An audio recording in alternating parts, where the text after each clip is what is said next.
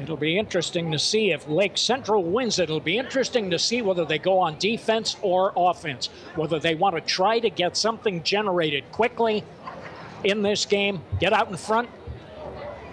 And Brett St. Germain's taking the ball. That's my opinion. If he wins the toss, they're taking the ball. Yeah, that's kind of my thinking too.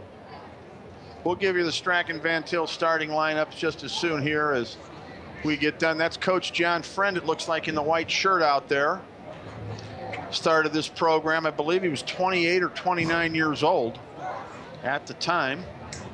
And really, I think in the 70s, Bill, I believe Munster was first or second in the area the entire decade in wins. Wow. And they were maybe third, perhaps, in the 80s. So they had a real nice run. Let's see, we can't, I'm not sure who won the toss. Well, it was never signaled. That's why it's difficult to tell. The toss Well, it's the first place. game for the officials, too, Bill. You know, you got to work out the kinks, just like the play-by-play guy. Yeah. Well, that's a great lead-in, and I'll certainly prove that in a couple of minutes. Thanks. But we'll get it going. They did not make a signal. The toss of the coin took place, but there was no indication of the results, who won it and what their call was. So we'll know pretty soon, and we'll get this game underway. The Munster players surrounding their team. It looks like Lake Central is going to receive. I'm not surprised by that. Thank you for joining us on Chevy Game Night here, everybody. Region Sports Online, the place to watch the game. Live video streaming here tonight. So keep it locked in. You'll be able to watch the entire game. All right, let's go through the Strachan Van Til starting lineups here, Bill. First for the Lake Central offense, and Bill, you've got that in front of you, I believe. Yes, I do, and we'll set it up. Ethan Darter will start at quarterback. The running backs, Michael Pena and Anthony Garcia. The wide receivers, Josh Benson and Austin Atkins. He's the leading returning receiver. From right guard to tight end, it's Derek Pass, Tyler Durnolk. The center is Jake Brown. The left guard, Dylan Schwatter. The left tackle, Dakota Barnett. And the tight end is Ryan Beretta. That's the starting Strachan Van Til starting lineups for the Lake Central offense. We'll set the Munster defense for you coming up. Strachan Van Til, built around you. So we're set to go here, Keith. Tyler Wagner is a deep receiver along with Josh Benson. Countdown to kickoff in 3, 2, 1. And the season is underway. It'll be Benson 5 yards deep in the end zone. That ball was almost booted to the back line of the end zone. Benson could not field it. It'll be 1st and 10 at the 20, and the season is now underway. Chevy Game Night coming your way here from Munster. Don't run away. We have a great evening for you. Ethan Darter will be the quarterback. Definitely recognizable. He's 6'6", a pure pocket passer who threw for 16 touchdowns last year. We'll set the Munster defense for you in just a moment. Darter with a single back to his right. Gets the ball, looks, pass to the near side. Austin Adkins. He dropped it. He did. It was right in the basket, and it fell right out of his hands. Here's the Munster defensive unit. The nose tackle is Jordan Davis. The tackles, Joe Kennedy and Jordan Sestola. The ends, Aaron Welch and Logan Armagast. The linebackers, Tim Krajci and Jalen Scott. The corners, Michael Johnson and Jeff Proctor. And the safeties, Danny Stanley and Greg Schertzinger. That's the Strachan Van Til starting lineup for the Munster defense, courtesy of Strachan Van Til, built around you. And the quarterback takes off with it. Darter. That's not Darter's strength running. Yeah. He's going the opposite direction of his throwing arm, and I've never been a big fan of that call.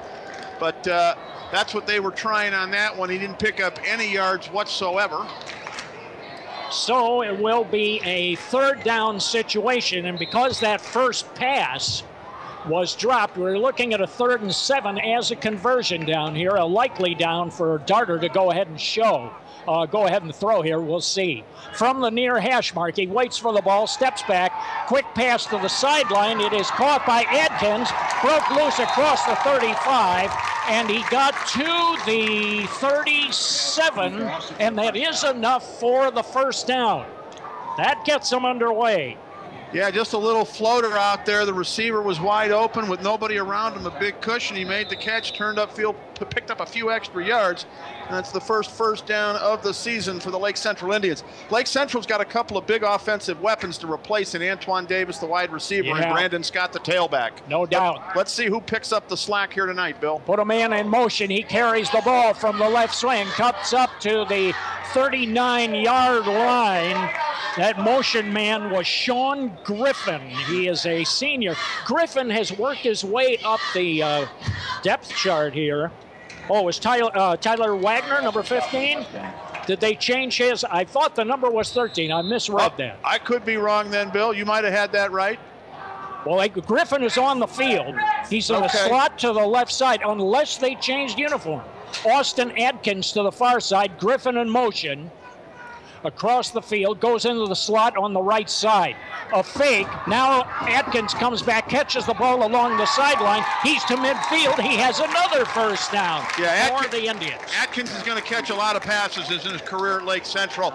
I watched that kid play for Jay Simmons over at Clark Middle School. Jay's one of our announcers. Sure. And young Austin was an incredible football player. Plays a couple of sports, as you might imagine. But he will catch a lot of passes here for Brett St. Germain. Boy, Darter really has a good arm. He is an athlete, Chris. There's absolutely no question about it. Colin Studer, number 10, is also on the field in the slot. He's their second quarterback. They have 4 wideouts here, 1st and 10 from midfield. No score in the football game. First quarter, Lake Central with it.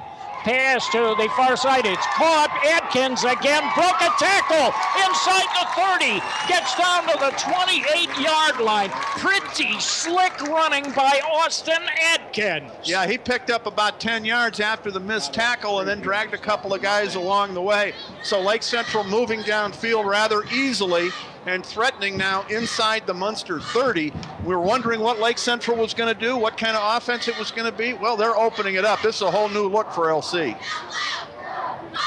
Jeremiah Velasquez is a wideout. Atkins on the same side. They're in a double stack. They have another back who has gone in motion. He set up in almost a wing position. They gave us to the running back who tries the left side.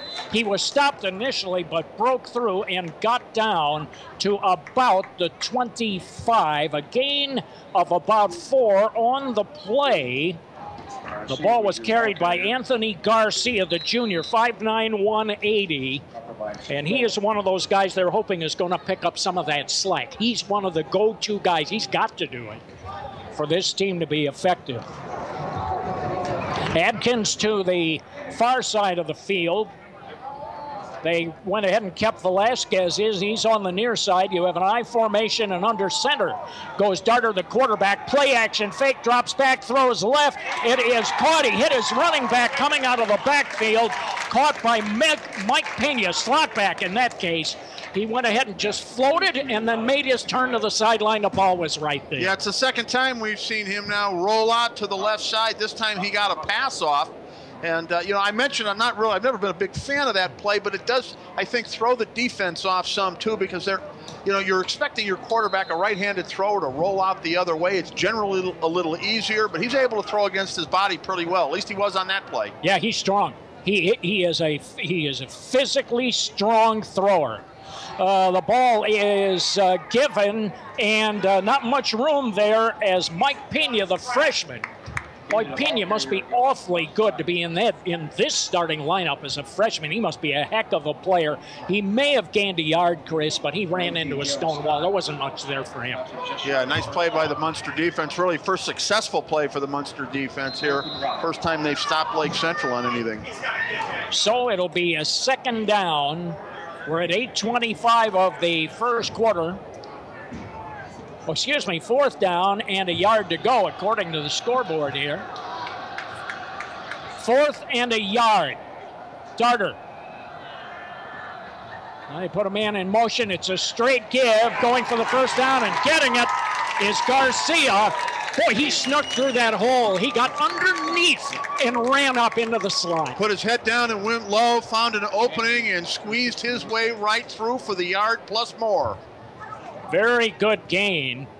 I'll tell you, initially, I thought Munster had that stopped. It looked like it. There wasn't much of a hole there, but like I said, he got low and squeezed his way through. Penn leads Valpo 7-0. End of 1. Mishawaka 22. Portage 0. End of the first quarter. We'll have score service all night for you right here on Chevy Game Night. 1st and 10. Darter throws it, and it is caught. A beautiful move inside the 10 and down to the 7-yard line. Tyler Wagner made the catch. Boy, that ball was thrown like a bullet in there. It sure was. It was in a crowded area, so it needed to be thrown like that. I thought for a second a Munster defender might be able to step in the lane and pick it off, but like you said, it had enough zip on there that there was no time to react. Well, we're getting right down to it now. 2nd down and 3, Chris. Lake Central, number 2 in the region, sports top 10 to open the season. Munster, number 4. They need to get inside the 5 for a 1st and goal. They've spread the field out with 2 running backs. Darter under center, play action fake, keeps it. Throwing for the corner flag. A leaping effort by Austin Atkins. It's over his head. Well covered on the play. I can't see who the defender was. Give me a second if we can get his number, Bill. I'd like to give him a lot of credit. Is that 85 out there, maybe? It looked to me like it was Michael Johnston, number 10, I thought. 25 is on the coverage. Okay, it looks like that's your DB there. Adam Reemsma. Adam Reemsma is who that was. Covered him like a blanket. Heck of a play. Now you're looking at 3rd down. Of course, this is 4-down territory, no question, if they decide to do it. Shotgun with a single back. And that back for Lake Central is Anthony Garcia.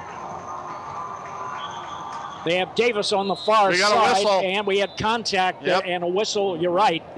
Somebody was moving. A flag flew prior. Timeout, Mustang. And a timeout is Munster going called to be. timeout. Is that what it is? Okay, no flag at all then.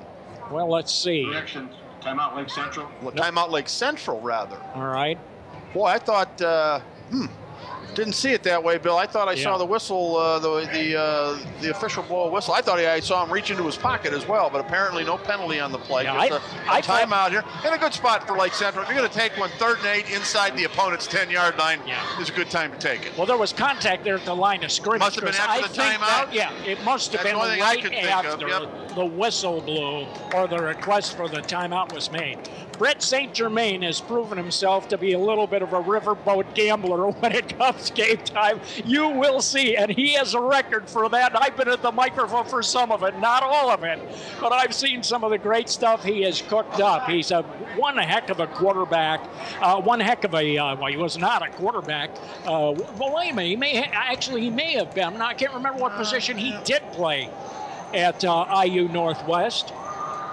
But he is one heck of a signal caller, I'll tell you that. Now it is 3rd down to go. The ball is on the 8. They can get a 1st down without getting a touchdown. Keep in mind, they only need to get it to the inside the 5. So they don't need to get it all right here. Yeah, I said 3rd and 8. It's actually 3rd and 3 from the 8. Yeah, so that's right. They can convert here, but they're going. Oh, it's intercepted at the 10, 20, 25, 30, 35, out of bounds. The interception by Jalen Scott. And that's going to change the momentum and the mood around here, Bill. Lake Central went right through the Munster D on their way to what appeared to be the first score of the game. But you know what? You've got to be careful on those passes. He threw it right into a lane. The linebacker was right there, stepped in, took it, and he's lucky. Lake Central's lucky it didn't get taken back to the house. Yeah, you're quite right on that. And I'll tell you, sometimes when you're defending less of the field, when you get down on the other team's goal line, those defenders don't have so much ground to cover. That's when a guy like Scott is particularly dangerous. Yep, tight spaces. 1st and 10, 39-yard line. And it'll be Andrew Jumonville, who is trying to fill some big shoes at quarterback here. Tucks the ball away, hits the right side, and carries it across the 40. The line of scrimmage is the 39 here. A gain of 3, 2nd down and 7. Yeah, real quick change of fortune out here in the first quarter. Let's take a look at the Strachan Van Til starting lineup for the Munster offense here. Dimitri Fotopoulos, the wide receiver, along with Jalen Scott. We'll get you the rest of it here. The offensive line, tight end Logan Armagast, the other tight end Milan Obradovac. Go ahead, Bill, let you take over play-by-play for now. Fotopoulos is a wide out to the near side. Jumonville with 2 backs behind him.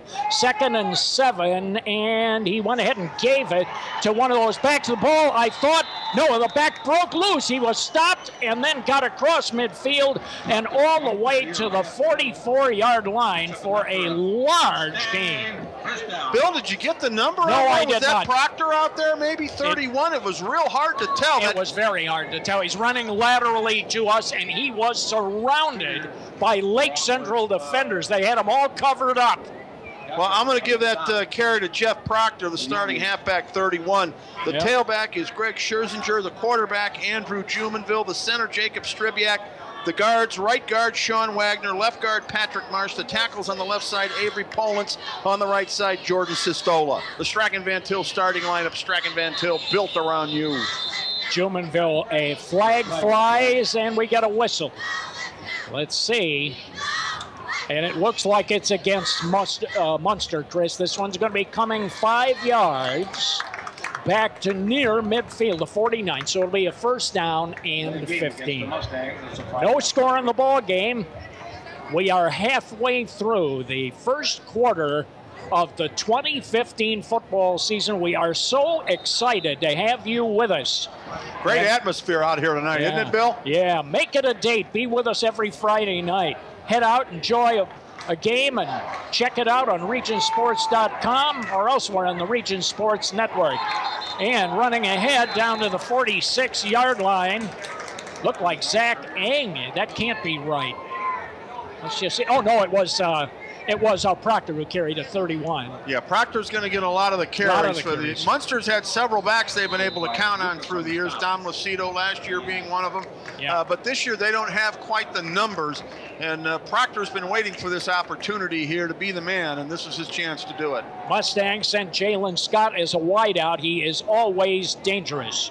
The quarterback, Jumonville, they're keeping it on the ground here to get him comfortable with it. Play action fake, drops back, throws it for Scott. It's over his head by a good 4 yards.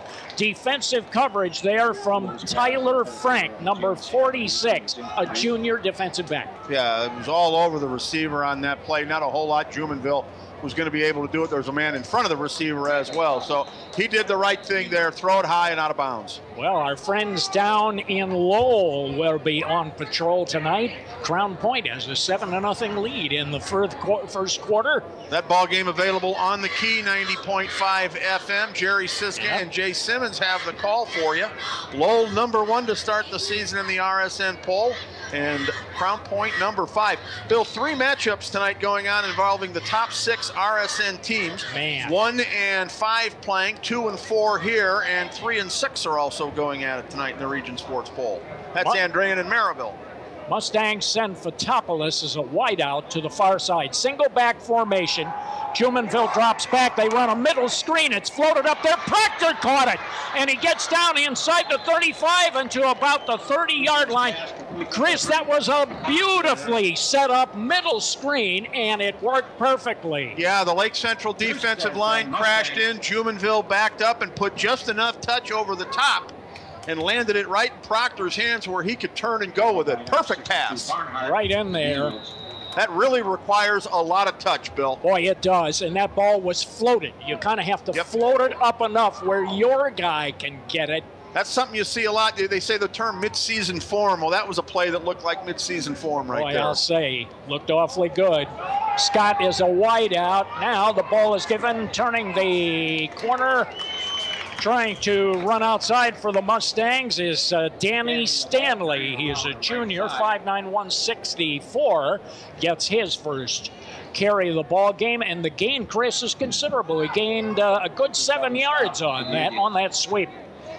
No score first quarter, under 4 minutes to go out here on the marshlands. Columbia Avenue, the location, 50th anniversary of Munster High School football.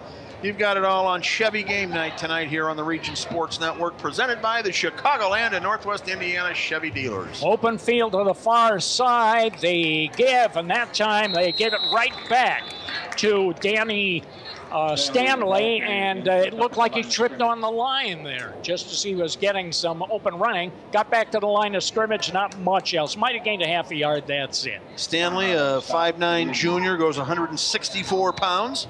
That's a traditional Munster running back right there, Bill. I'll say. Quick. Boy, been a lot of them that size, and quick like that, absolutely, yep. Well, we haven't seen any double wing action here as of yet, or even single wing, really. They're running more of a wide open attack here. This is a conversion down here, 3rd down and 3. Jumonville runs it, keeps it. He's stopped, he's driven back. He did not get to the line of scrimmage. No, he lost a yard. He did not, so Munster's going to be forced with a 4th down situation here. I got to think they're going to go for it, Bill. Yeah, you would think so. Chris, this would be a 43-yard shot. That's a tall order for a high school kicker, even with a little wind. Even with a little wind, which he would have. Well, Munster's going to go for it here. That's the right call, I think. Oh yeah, 4th down and 5 from the near hash mark. Of course, losing 2 on 3rd down was not part of the equation. No, it certainly wasn't. 2-man backfield. They give it to the running back who's carried it so much, Proctor, over the left side, and he's very close. I think he got it. Yep, they're moving the chains, Bill. He jumped up in the air. He squeezed through. I thought somebody had a hand on him, was going to bring him down. He leaped in the air, and I think his momentum, he landed on somebody, it looked like, in midair, and the momentum just sort of carried him. Proctor runs close to the ground, too. He's a very effective runner. He was determined on that play to move the chains. 1st and 10. The ball, the nose of the football, is at the 19-yard line. The sun is just about to go below the stands here, and these lights will begin to dig in. Did you notice Lake Central was allowed to get a couple of players on the field late there, Bill? Munster couldn't snap the ball. The officials waited, and I think that's what Leroy Marsh is asking. Yeah. Jumonville, 1st and 10, 2 backs behind him. They give it to Proctor. He hits the hole hard, bounces down to the 15-yard line for a gain of 4. 2nd down and 6. No score in the ball game. If you just joined us, Lake Central took the opening drive, appeared to be in a position to score, only to have a pass intercepted by Scott, Jalen Scott. 2nd down. We'll call it 6.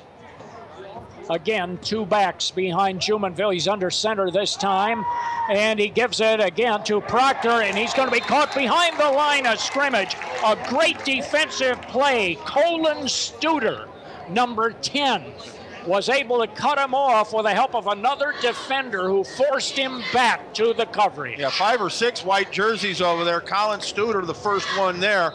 Colin doubles as a wide receiver and a quarterback also for Brett St. Germain. Man.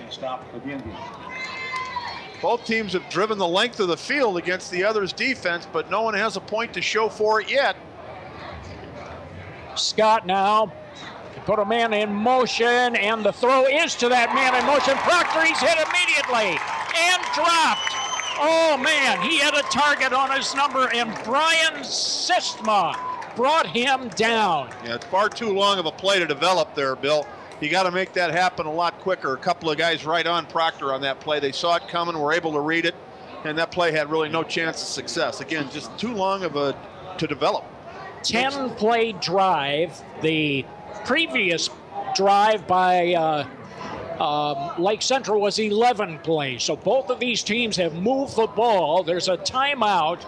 Chris, it's going to be taken here, and that's because the first quarter has come to an end here in Munster.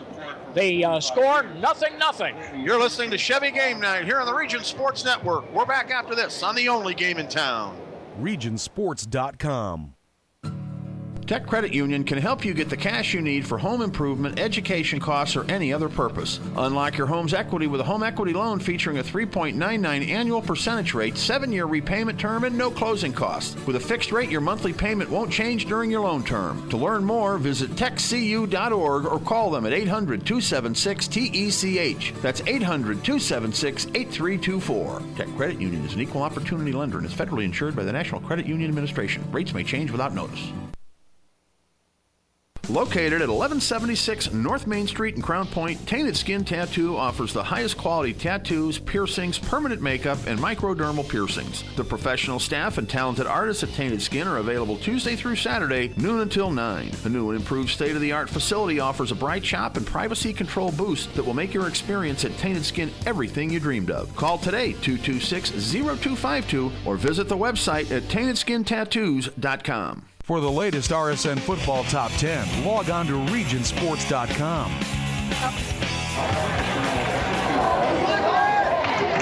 We're getting ready to begin the second quarter. It's going to start with a field goal attempt. 37 yards, it looks like, Bill. Yeah, this is a long kick. They've switched ends. It'll be into the wind. Kick is on the way. It's high. It is long enough. It's good. It's good. Wow. A 37-yarder. Wow. Munster has scored on a kick by Scott Fisher. 37 yards from the far hash mark against the wind. And left-footed, Bill. That ball was high in the air, end over end, and seemingly took forever to get to the goalpost, but it made it through. Good, nice kick. Munster with the first points of the season. Very high kick, too. Very hard to block. Yep. Very hard to block it. 37 yards. That's a 10-play drive. The score coming at 11:55 of the second quarter. First play of the quarter. A 37-yard field goal by Scott Fisher that culminates an 11-play drive, and that makes the score 3-0 in the ball game.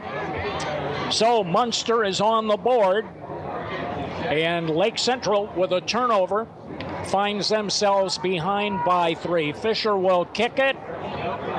2 deep men once again to go ahead and handle the return for Lake Central. Josh Benson is the closest of those two to us. And now the sun has gone over the ridge of this stadium, actually the school, the ridge of the upper part of the school, and these lights are starting to dig in. Here's the kick. It twists toward the sideline. It is caught at the 8-yard line and advanced up the sideline across the 25 and knocked out of bounds. And that is where Lake Central, the Indians, will go to work, trailing by 3 early in the second quarter. It's Chevy game night each and every Friday night right here on Region Sports. Yep, the courtesy of the Chicagoland and Northwest Indiana Chevy dealers. Bill, each team with just one possession that entire quarter. A lot of discipline. We saw a lot of discipline. 2 long drives. Yeah. Here's a traditional season opener. Andrean and Merrillville. They are scoreless through 1 quarter. Andrean number 3 in the RSN top 10. Merrillville number 6. Both teams trying to overcome some changes. A ball thrown toward the sideline on the first play in this drive by Darter. The ball is caught successfully for a gain of about 6 yards. The guy who caught it was Jeremiah Velasquez, a senior. They have a couple of players on their team that have worked their way up the depth chart. They have emerged. Velasquez is one of them. Griffin is another one. These guys, we didn't see much of them before. They are playing. They've come a long way as they headed to their senior year. Now they run a counter play, breaks free. 50, 40, 35, 30, 25, 20, 15, 10, 5, touchdown for Anthony Giles. 68 yards to the house. Untouched up the middle, Bill. He was gone 5 yards from the line of scrimmage. They ran a counter. They faked to one back, came back the other way, and it opened up big time. That is a 3-play drive 3-play drive covering 60, well, actually more than that. It covered 75 yards. The score coming at 11:04 of the second quarter. Anthony Giles. How do you do, Anthony Giles? My goodness. 5'9", 190, and a junior. And Lake Central has its first lead. Well, Lake Central's looking for a back that can take the load for them that Brandon Scott did last year. Maybe they found it. Try for the extra point. It is good. Booted through by Austin Chekaluk. Wow, and we will pause. 30 seconds for a timeout, and we're back on Chevy Game Night on the Region Sports Network, the only game in town. Regionsports.com. Tonight's game is underwritten in part by attorney Carl Hand and the Hand Law Group. Located at 1000 Eagle Ridge Drive in Cherville, the Hand Law Group has over 20 years' experience in personal injury, family law, estate planning, and business law. To learn more, the web address is carlhandlaw.com. That's Carl with a K, carlhandlaw.com. And the phone number is 924-2640. Carl Hand and the Hand Law Group. Quality, experience, results.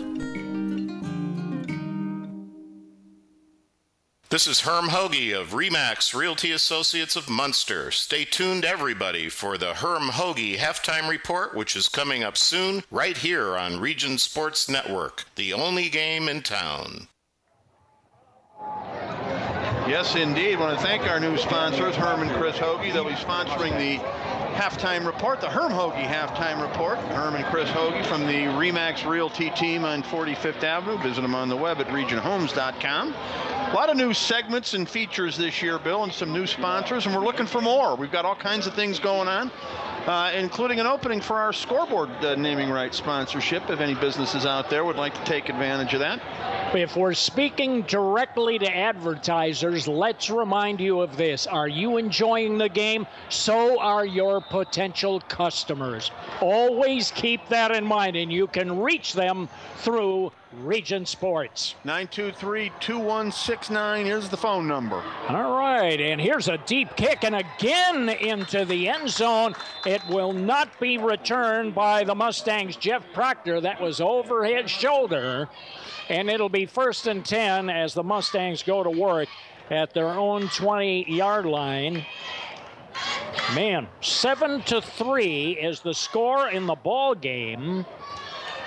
This has been a great opening night. We've seen some big plays already. We've seen some new names coming to the fore.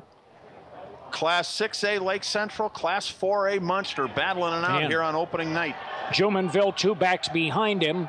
Barks the signal, gets it, runs to the right, and then gives it off. Was it Proctor who ended up with it? I think so. They ran that kind of a quick hit inside. Proctor got up across the 23. I actually thought Jumonville still had it. That shows you they have some pretty good ball work there in terms of handing off the football. And, of course, deception is what this game is all about. Yeah, and that's a trademark of the Munster offense. For years, it's been difficult to see exactly who had the ball sometimes. A lot of misdirection through the years. They ran the double wing. That was one of the big feature things of Munster football for many years. Jumonville to the right, now a pitch to the deep back. And, again, it's Proctor on a sweep, and he is hit. Gets to about the 25. Excuse me, that was not Proctor that time. That was Louis DeGalato. Louis DeGalato, forgive me. Let's get our uniforms right. Danny Stanley, forgive me, who carried the ball earlier. Danny Stanley. Now it's going to be 3rd down and 5, a conversion play for Munster. Jumonville's been pretty good on conversion downs early in this ball game. Let's see if he looks to Fotopoulos, who's a wideout, to the left, and indeed a throw for Fotopoulos. Catches it, 1st down. The receiver slipped. He's at the 40. 45, gets to midfield and is run over the sideline. The defender slipped. Fotopoulos, it was a button hook, 5 yards, button hook, bang, it was right in there. Yeah, I'm not so sure, Bill, if the defender slipped or if maybe he got a little push there from the Munster receiver, but either way, effective and a big gainer. It was indeed. So Munster, there's another third down conversion for Jumonville. He has proven himself to be quite resourceful in third down situations. First and 10, 48-yard line, open field to the right. And on that side, Jalen Scott. Jumonville steps up, and they give it to Proctor, and he hits the hole on the right side, got down to about the 46, maybe a little further, and then got a huge pushback from the left side of the Lake Central defensive line. Bill, I've got a scoring update here. Hammond High and East Chicago going at it right now. Hammond High has just scored. They take a 14-8 lead over East Chicago Central. Rich Castillo out there for the Region Sports Network. Yeah. Well, thank you, Rich, for the update. Second down and 8. We'll give you the best score service around all through the night on Chevy Game Night. Twin backs. Jumonville takes off with it himself, tucks his head down to the 40, down to the 35. He's close to a first down. But he got to that hole very, very fast, Chris. And there were a couple of arm tackles out there by the Lake Central defense, or at least attempts at tackles there by the Lake Central that did not work, and Jumonville was able to pick up some extra yards. To be able to arm tackle people, you have to have Chris Ramirez kind of strength to be able to hold on to them. Well, if I was out there, Bill, you know they'd run the other direction, don't you? That's what they'd see these guns, Bill, and say, forget that. That's what your friends have been doing for years, Chris. They've been running the other direction. First and 10 at the 35-yard line, and there is a timeout on the field. They want to talk it over. Now, Bill, you're going to talk about my friends. Now, let's set something straight with the audience here, okay? You're right. Available on Friday nights for one reason and one reason only, because you have nothing else to do, okay? Your friends have asked you to work on Friday night. Yeah, that's right. While they get together. And I didn't want to work on Friday night. I wanted to relax and have fun, so I came out here to be with you. That's the way it works. Because I don't know when you could have much more fun than broadcasting high school football in Northwest Indiana. And I have so many happy memories, so many great games. Some of the How long has it been, Bill? Do you recall? Boy, I think season? It was 2008. I believe was the last year. It was the first year of Lowell's new press box. That's like the most memorable occasion, Bill. It sure was for me. You mentioned the Lowell press box many times. I got knocked down in the old one. It's the only time that I were at the ball game where I was physically knocked off my feet while describing the game. That only happened. Of course, they had a tiny booth at that time. Now they have the creme de la creme. They have a beautiful facility, and of course, it's such a great program. They've been so successful for many years. But I do remember the old Lowell press box. First and 10, split backs. Jumonville, play action fake, steps back under pressure, evades one tackle, then he's sacked. He is sacked and dropped. That's a play, Bill, where he's got to get rid of the ball there. Brian Sesma, number 23, the first back missed, and then Sesma mocked up. I think the quarterback might have felt he could get away from the initial rush and then unload a pass, but that was not the case. And if he unloads it the first time and throws it out of bounds, he saves his team 11 yards. Second down and 22. But again, he's just getting a start here for the first time, and these are things that he'll learn. Scott to the far side, Fotopoulos to the near side. Let's see if Jumonville throws here. They run to the left side. Jumonville kept it.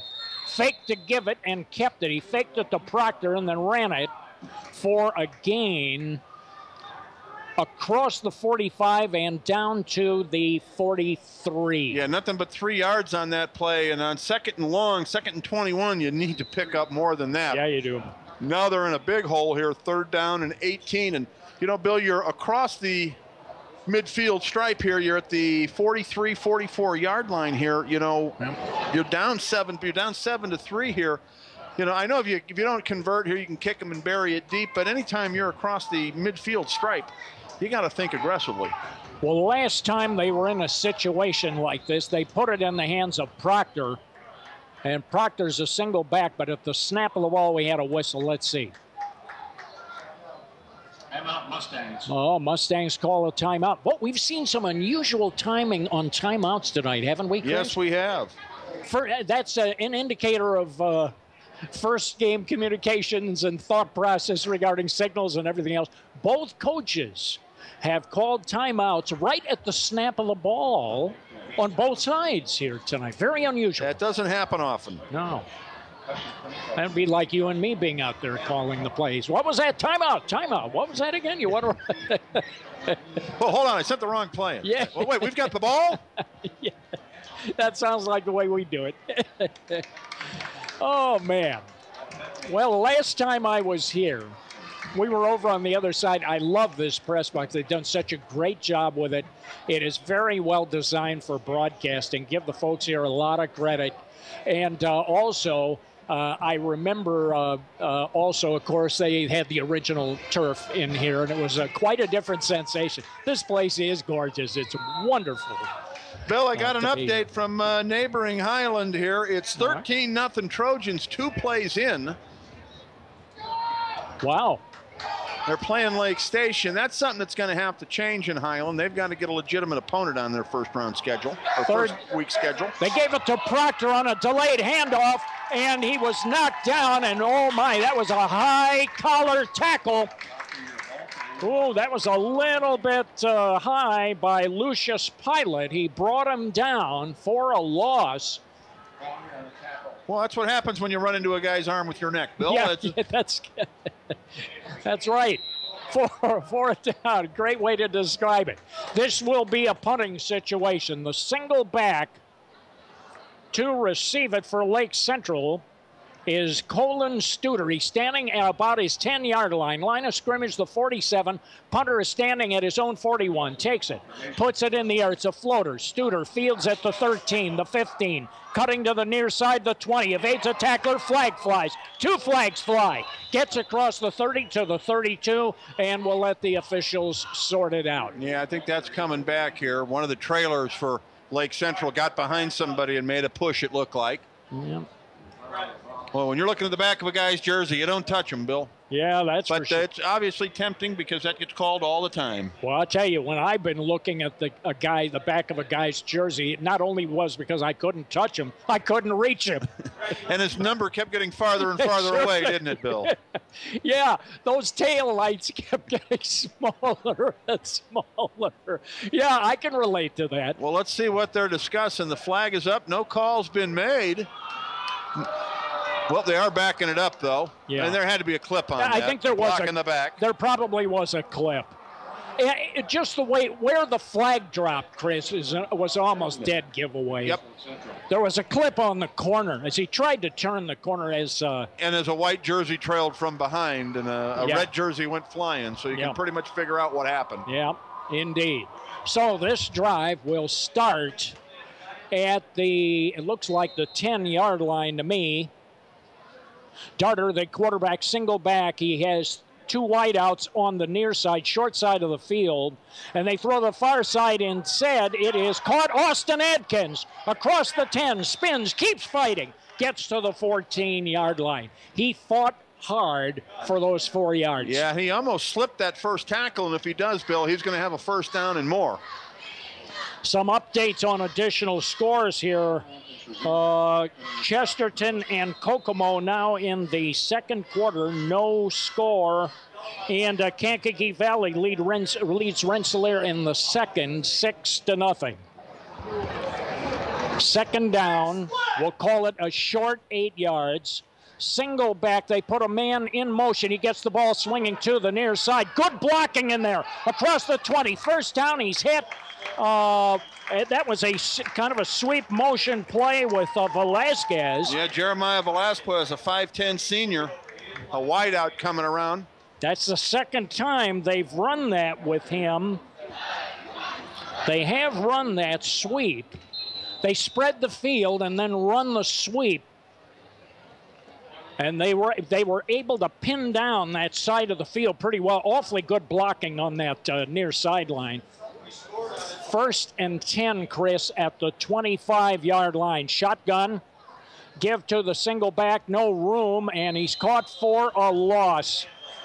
Ran right into big number 30 for Munster, Tim Croggy. Anthony Giles again. Giles, of course, has been the big name here this evening. He carried on the right side and lost About 2.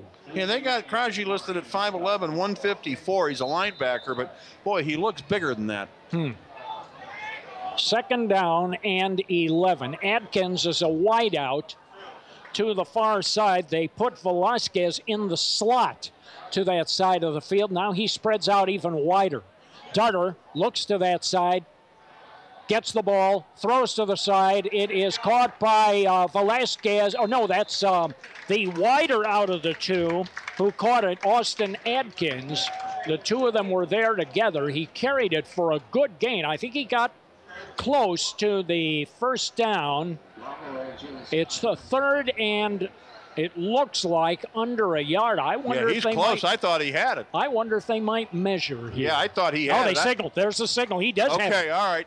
He does have it. You were right, Chris. You know, the initial spot where they were looking at just didn't seem right, but they got it right now. Yeah, you were right. Chevy game night. Say that a lot, Bill. Say that a lot, and your paychecks will be there when they're supposed to be. Now, what greater incentive could you want? But I'll tell you, check it out, your local Chevy dealer. They have some great answers for you if you're looking for a vehicle. ChevyDriveChicago.com. Here is a give straight up the middle across the 40 to the 41-yard line. Boy, this is a night, turning into a night for Anthony Giles. A surprise, really, a guy we didn't anticipate carrying the ball very much, but opportunity is knocking, and he's picked up the ball, and he's carried a gain of 5 on the play. They're operating from the far hash mark. Score 7-3 in favor of Lake Central at 3:50 of the second quarter. Bill Hazen, Chris Ramirez, our RSN broadcast team, and we're really happy to have you here with us for an historic night. A timeout is going to be taken by Lake Central. 3 minutes and 40 seconds to go before the first ever Herm Hoagie halftime report, Bill. Stay tuned, everybody. We'll have scores from throughout the area, a little bit of a breakdown here on this ball game, and maybe even talk about some of the halftime legends, Bill, that'll be walking on the field here. Munster celebrating 50 years of high school football tonight, and their first ever school Hall of Fame. Not a sports Hall of Fame, but a school Hall of Fame. For people who went on and things that they did after high school. Your athletic Hall of Fame is for achievements you did while you were in school. This is for what you did after high school, and they're honoring 10 Munster High School graduates, 8 of which are here tonight. Well, and somehow I didn't make the list, Bill. There was a mistake. Let's check that out. I'm sure there was a mistake. Well, that's why I gave myself this assignment, just in case we get at halftime and they read my name, I can run down. And you're well dressed, so you're all set for it anyway. I got my gym shoes on, I can run. Yeah. I exercised all week. Yeah, got a haircut. You're all set. Yeah, you got that aerodynamic look that we like so much. Second down and 5, and everybody who is listening to this broadcast can certainly appreciate that. And viewing. Yeah, second down and 5, you're correct. Boy, it looks like a blitz situation from the far hash mark. Velasquez in motion, and they give the ball and up across the 45, the 46. Good gain, Anthony Garcia. That's the guy we expected was going to be carrying the mail a lot tonight. He got it to the 49-yard line, but boy, Garcia has fought to get playing time. Anthony Giles has been out of sight here tonight. Yeah, straight power football there right up the middle. Lake Central moves the chains again. Very few possessions in this game here. Both teams, for the most part, outside of that long run by Lake Central, both teams eating up the clock with longer drives. 3-man receiver package to the right. Quarterback waits for it, looks to the right, selects a receiver, throws it, it's caught! Adkins caught it! He's at the 40 to the 35, 34-yard line. Austin Atkins, a nice catch there, and then an even nicer move after the fact on Proctor, the guy that was covering it for Munster. I think Proctor thought he was going to go outside, which is what most guys do in that situation, and Atkins turned it inside, picked up some extra yards. Yeah, did a very nice job, and I'll tell you, Darter is a very cool, calm customer. He has patience. He stays in the pocket. He looks. You saw him checking off receivers there until he found what he wanted. Very impressive for a young man. Three-man receiver package to the left this time. And again, Darter drops back, looks, flushed out of the pocket. To the sideline he goes, throws it up the field. It is caught. Picked off, Bill. It's picked Again, off. let's Munster's intercepted it. Number 10 out there for the Mustangs. And for the Mustangs, that is Michael Johnston. A junior, a 6-foot junior. Wow. Defensive back. That ball was thrown right to him. Wow. I mean, that ball hit him right between the 1 and the 0. That's 2 interceptions for Darter tonight. And Darter had time, and he was looking. He surveyed the field. he got pushed out of there toward the sideline, and he threw on the run. Well, he just threw to the wrong place. That's all. Maybe that's one you got to throw away there. Jumonville, 2 men behind him. Jumonville rolls to the right, a play-action fake. He's caught in the backfield, and he's dropped at the 11-yard line. Wow. Boy, did they put some pressure on him. The guy who got through, it looked like Alex DeVal, 6'2", 210, a linebacker and a senior. Number 82. Yeah, somebody from the line also crashed in there and was chasing him. That may have been Khalid Yokub, may have been Michael Taylor. I couldn't make out the number. We're a pretty good distance away. Now, Munster backed up now to their own 11. they have wide receivers left and right, and it's second down and at least 20. Here's Dangerous. a look-in pass, and popped up in the air and nearly intercepted. The target on that look-in was Jalen Scott. That was almost a post pattern. That's what they were trying to set up there. That was a low pass, though, Bill. It ricocheted off one of the players, maybe the receiver himself, and into the air. And for a momentary, brief second there, it looked like that might get picked off. Mm-hmm. That's the problem with throwing it low like that. The ball gets hit and kicked up in the air. Anything can happen. Third down and 20, conversion down. Jumonville's been pretty good in third down situations. 2 backs, they run it to the right. No, they give it up to Proctor. And Proctor opened a hole up to the 15, but not nearly enough. And now with 1:30, Lake Central will take a timeout here, I'm guessing, to try to stop the clock at 1:28. Proctor had some room, Bill, and somebody put a shoulder into him just as he was getting through that hole. Yeah. Another half a step, Bill, and I think he's got a lot of yardage on that play. 7-3 is the score if you just joined us. Lake Central leading courtesy of a long touchdown run that took place earlier in this ball game by a surprising figure, Anthony Giles.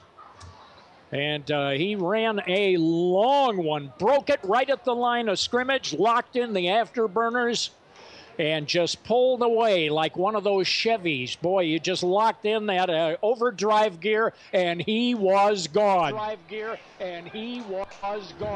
All right, Bill, just 92 seconds left in the half here. Been a great first half of football between these two teams. Well, you know what Brett St. Germain can do with 92 seconds. We certainly know the playbook on that. We've seen that any number of times. Well, it's not every habit. You're referring back to a different quarterback here. But you know, what Brett needs right now is for Colin Studer out there, for Ethan Darter, rather, to make some better decisions. Yep.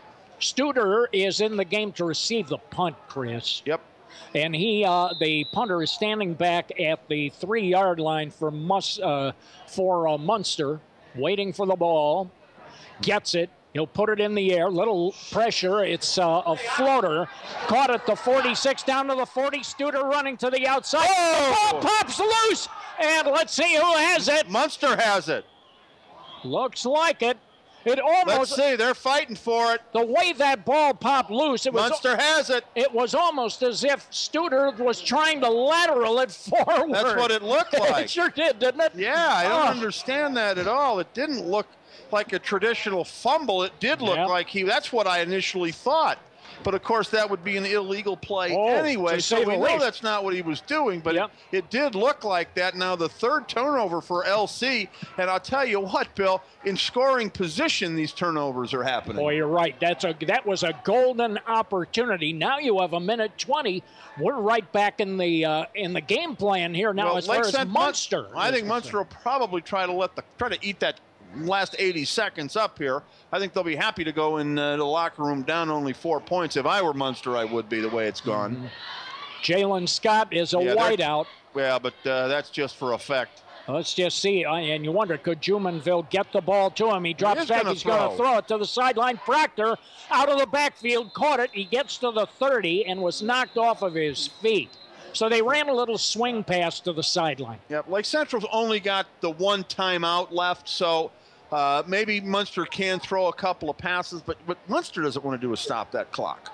And the clock is stopped now, but who's called the timeout here? Good question. Both teams have one timeout remaining. That's what they had before the play. So they're resetting the ball here, but why is the clock stopped? Maybe he got out of bounds. I don't think. Well, you know what it was? The player had his helmet knocked off on the tackle. So that went out of bounds. They have to stop the clock, get the helmet on. I believe the kid has to leave the field for a play. All right. Well, that explains it then. Two backs behind Jumonville. Steps back, throws to the sideline. A quick pass to Scott on the far sideline. He got it at about the 33, but he had very tight man-to-man coverage. The moment he caught it, he was hit. So Lake Central's not going to use that last timeout. They're content to let the clock run out as well, and I don't blame them with the timeouts, with the turnovers, rather. Brett needs to get in the locker room and talk to his offense. Jumonville, blitz coming at him. Jumonville decided to run it right up the middle himself. Gained about 2. Lake Central brought it looked like a corner. And they brought him right up the middle from the left side of the Lake Central defense. All 3 of Lake Central's turnovers in the offensive zone, in the offensive side of the field, Bill. Well, now there's going to be with a first down. There is a timeout on the field Munster has utilized their final timeout. You know, Chris. And I don't blame them. They're close to the 40. Why not? What do you got to lose at this point, you right? You have a kicker who looks like he has about 40-yard range. They don't need to go 65 yards to get a shot at it. They really need to go about 45. If they can get 45 in 30 seconds, they can get close enough to try a field goal. And their field goal kicker, Chuckaluck, has looked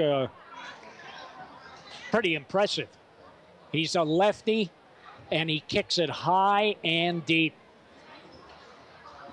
So now you wonder about mid-range passes to the sideline, sweeps to the sideline, anything that stops the clock. Let's see if they want to try to go for it here.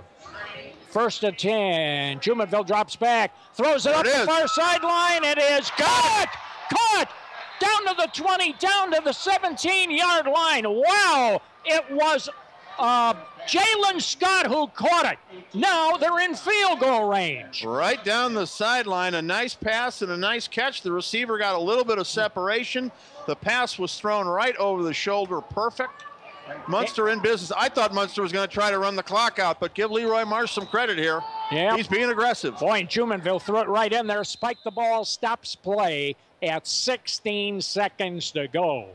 You got to credit Jumonville. That was a heck of a throw. It was a great over-the-shoulder catch. That ball was right in there. It was right where it needed to be. It was a perfect pass, and Munster with a big gain on it. I don't think Lake Central expected Munster to be as aggressive here the final minute as they have been. Yeah. Well, they've looked awfully good. 16 seconds to go here. Munster could actually, I mean, if they can score a touchdown here and walk into the locker room with a lead, Lake Central's going to really be questioning themselves, because Lake Central should be blowing them out at this point. Lake Central should have 2 scores at least, if not more. Scott is a wideout to the near side this time. Jumonville drops back, looks left, sets up in there, throws it. It's a floater over the middle. It is caught. It is caught for a touchdown. Scott, right over the middle. What a pass, but, we give credit there to the receiver, Bill. He turned around. He had to get in position to make that while on the move with the ball in the air, and he did. A great play on both ends, but as we gave credit to the quarterback on the previous play, give it to the wide receiver on that one. Quarterback put it in the neighborhood, but the receiver made the adjustments necessary. Great play on both ends. Munster's going to walk into the locker room with a lead. Chuck Luck will try the extra point here. 9-7, Munster will go for number 10. Here is the snap. Jumonville puts it down. The kick looks pretty good. It is good. 10 seconds to go in the second quarter of play. Chris, that was a 3-play drive that covered about 68 yards. Three plays? Was that right? 3 plays? Yeah. Well, they got it with... they got it with a minute 32. They had a minute 32 when they got the ball. Maybe it was more than... I think it was 5 plays. It was 5, all right. Yep. Five-play drive. Covering 1, 2, 3, 4... And then 1, 2, 3, 4, 5. Okay, 5 plays it is. The 2 big plays were the passes back-to-back to Jalen Scott. That second one, Scott was on the sideline and floated into the middle of the field, and Jumonville threw it right to him, actually threw into double coverage. Who was that, Bill? Jalen Scott. Jalen Scott? Yeah. Jalen Scott caught it. He is a junior, and he has good feet. He's a pretty tall receiver. That was a floater. That ball was floated up there. Scott just went up there and got it. Right at about the 1-yard line, and then his momentum carried him into the end zone. Boy, what a first half this has been. It has been entertaining indeed. But, boy, Lake Central's going to get in the locker room, and they got to question themselves here. 3 turnovers on the offensive side of the field. Really, they could have been running away with this game. Instead, they're going into the locker room trailing. Well, you're right. It's been an issue. And you've had some interceptions here that have really hurt. Really hurt Ethan Darter. Darter has you can see he has an awful lot of capability. But he has been turnover prone. Now here is the kick. It's a short kick taken by an up man at the 28-yard line, and it is run across the 35 to the 36-yard line. The ball carrier for Lake Central was Brian Sisma. And boy, Sisma's made some big tackles tonight in this first half, Chris. He's made some great tackles out there. Yeah, we've heard his name several times tonight. No doubt about it. The Lake Central crowd here a bit shell-shocked in front of us. Well, let's see. Now what do? You might be able to get 2 plays, but I don't know what the point of it would be. 35-yard line. If you want to try yeah, they're not doing anything here. They're going to go in the locker room and regroup. So it does. Indeed, they're going to run a knee touch play, and Darter touches the knee. The clock expires. We are through 1/2 of play. As the sun has gone down, we have the glow of the sunlight in the west. The light shining brightly here in beautiful Munster. It is a great night for football. We're so happy to have you with us, and Chris, we have had a very good first half of play. And we'll come back and recap it. The Herm Hoagie halftime report is next right here on the Region Sports Network. 10-7 our score, 20-minute halftime, so we'll have plenty to cover here. Stay tuned, everybody. We're back after this timeout on the Region Sports Network, the only game in town. This is Herm Hoagie of RE/MAX Realty Associates of Munster. Stay tuned, everybody, for the Herm Hoagie halftime report, which is coming up soon, right here on Region Sports Network, the only game in town. Hey, it's Tara for Christensen Chevy. Christensen Chevrolet is a local family-owned and operated Chevrolet dealership celebrating over 60 years in the community, serving all of Northwest Indiana and Chicagoland. If you stop in, you can see why families and businesses have put their trust in us for generations. At Christensen, we have an enormous inventory of new Chevys with all of your favorite models in stock, ready for immediate delivery, because that's the Christensen way. We're Christensen Chevrolet, proud sponsor of our great local high school athletic programs on Indy Boulevard in Highland, or visit christensenchevy.com.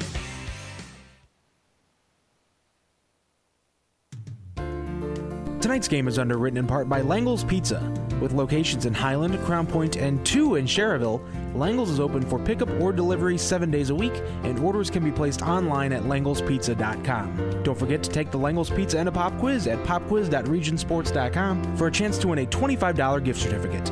Langle's, serving the region since 1979.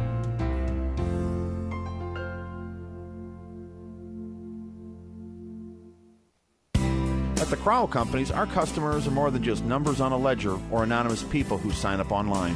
Our customers are the families we see at the ball fields, the grocery store, and all around the community.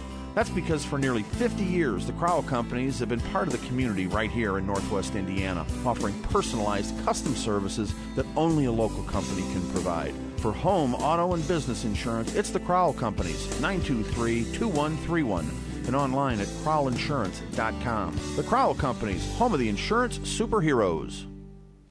Buffalo Wild Wings wants to team up with Region High Schools to share the excitement of homecoming by sponsoring the halftime festivities with the B-Dubs street team and mascot. For participating schools, the fun includes a wings delivery to the press box, a t-shirt toss for fans, a chance to win a B-Dubs spirit bag with any concession stand purchase before halftime, and a fan's photo opportunity with the B-Dubs mascot. This is a first-come, first-served promotion based on availability and dates, so for more information on booking Buffalo Wild Wings for your school's homecoming, you can call 586-663-0707 and ask for Lisa Bissett. That number again is 586-663-0707. At Strachan Van Til, freshness is in the bag. It's more about carrying the freshest produce, dairy, meat, and deli items. It's more than having the freshest bakery, catering, and prepared foods. Freshness is about everything we do every day. Purdue boneless, skinless chicken breast, buy one, get one free package. Nectarines, 99 cents a pound. Hinkley Springs water, 1/2 liter 24-pack, 4 for $10. Limit 4 total. Price is good through August 25th at Strachan Van Til.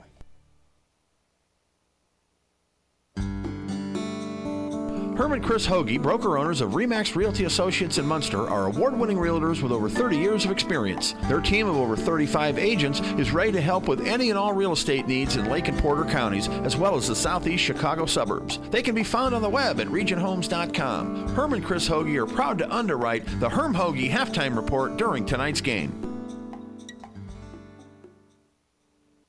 This is Herm Hoagie of RE/MAX Realty Associates of Munster. Stay tuned, everybody, for the Herm Hoagie halftime report, which is coming up soon, right here on Region Sports Network, the only game in town.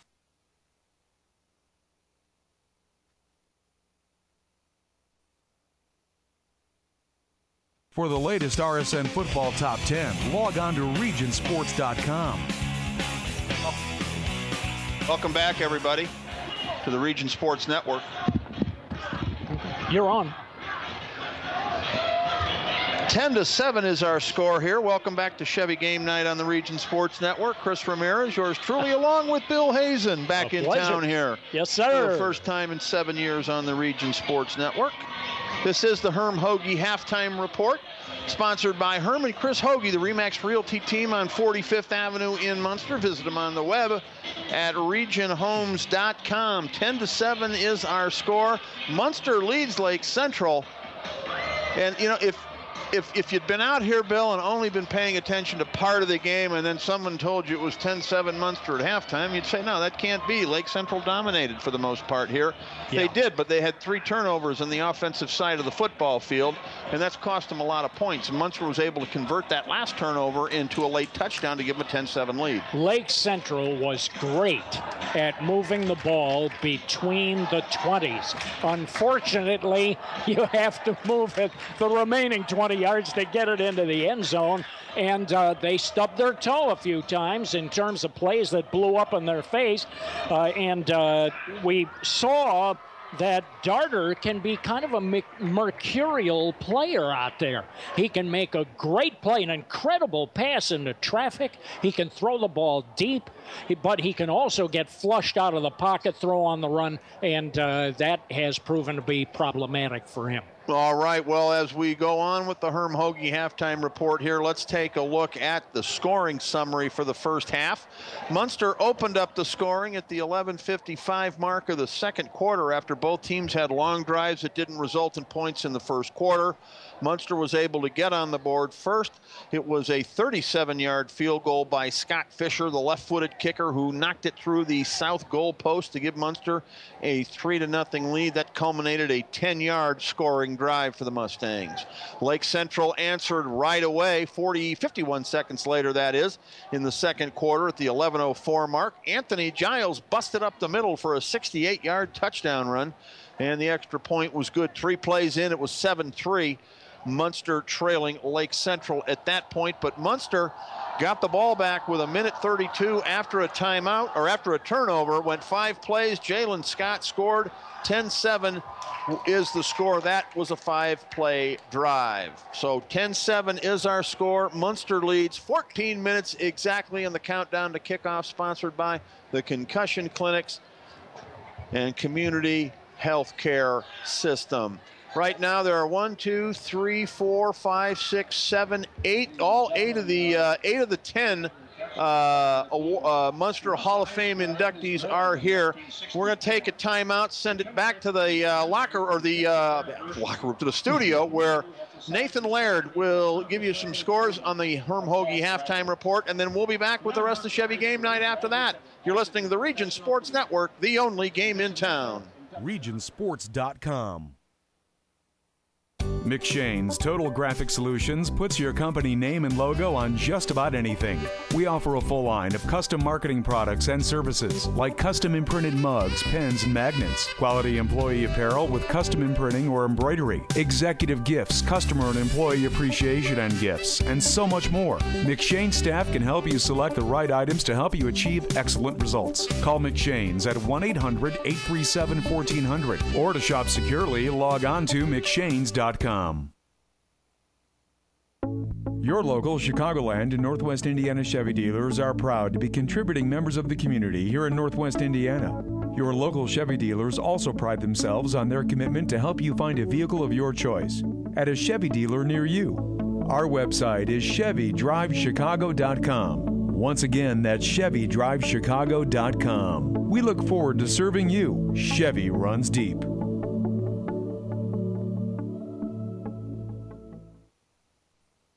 Misprint can help your team's identification with team banners, trading cards, personalized team posters, stickers, decals, and fundraising ideas too.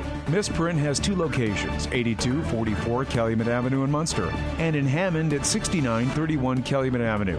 Both locations open Monday through Friday, 8:30 to 5, and in Munster, Saturdays till noon.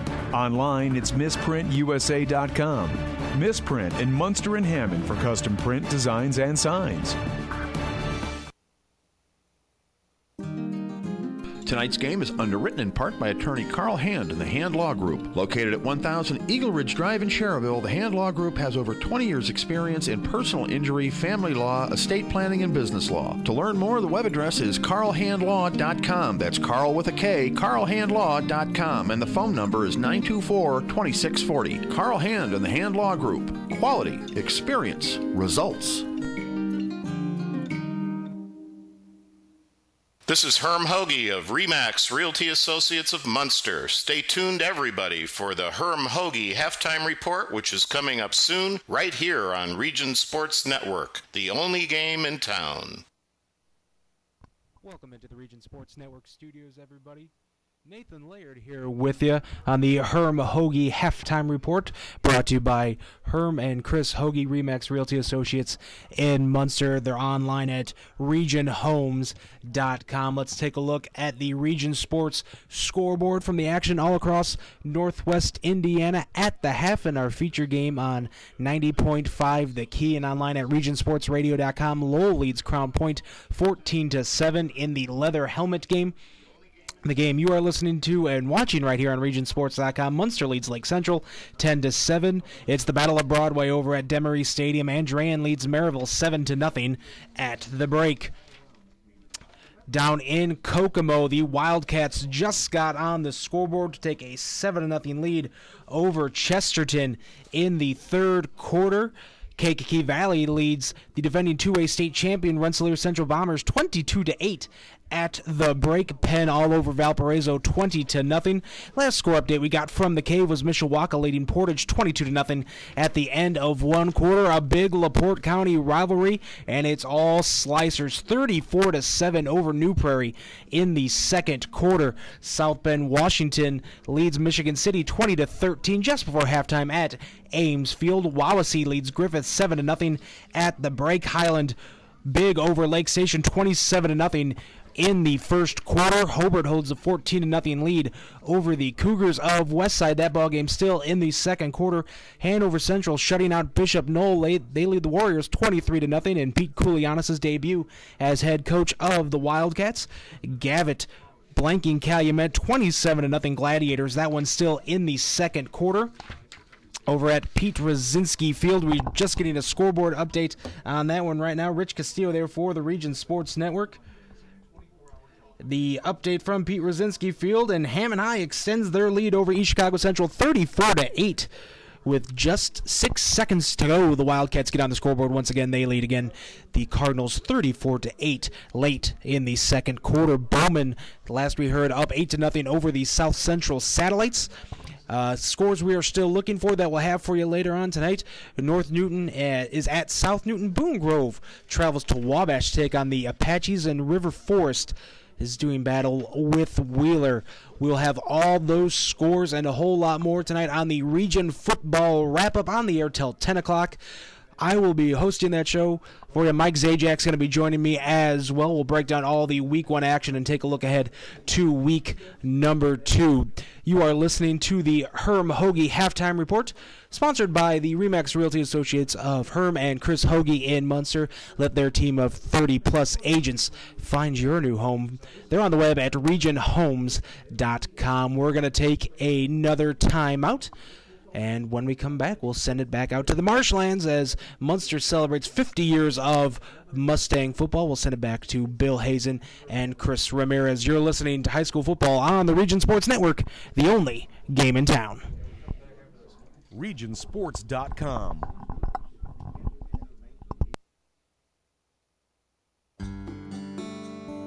Herm and Chris Hoagie, broker owners of RE/MAX Realty Associates in Munster, are award-winning realtors with over 30 years of experience. Their team of over 35 agents is ready to help with any and all real estate needs in Lake and Porter counties, as well as the southeast Chicago suburbs. They can be found on the web at regionhomes.com. Herm and Chris Hoagie are proud to underwrite the Herm Hoagie Halftime Report during tonight's game.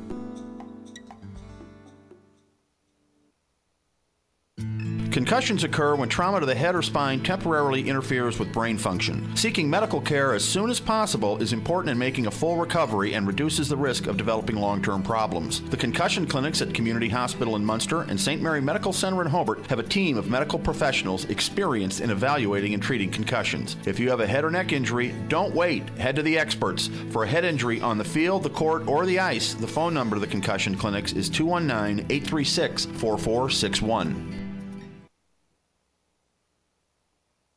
Sports in the region are about tradition, and since 1946, Berry Brothers in Hammond has built a tradition of quality and service. With a professionally trained sales staff, Berry Brothers offers a selection of quality American-made work boots, safety shoes, and apparel. Located on Indianapolis Boulevard, a half-mile north of Interstate 94, Berry Brothers is devoted to providing exceptional service to ensure the satisfaction of every customer. Berry Brothers is open 7 days a week, and gift certificates are available. The website is berrybros.com.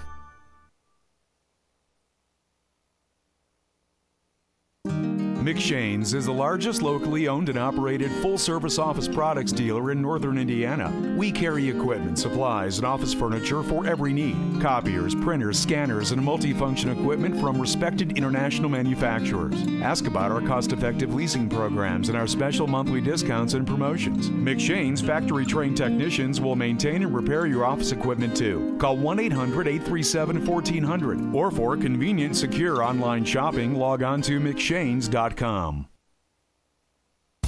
Move over, Mount Rushmore. United Federal Credit Union has carved out new share certificate rates that are such a big deal, they're monumental.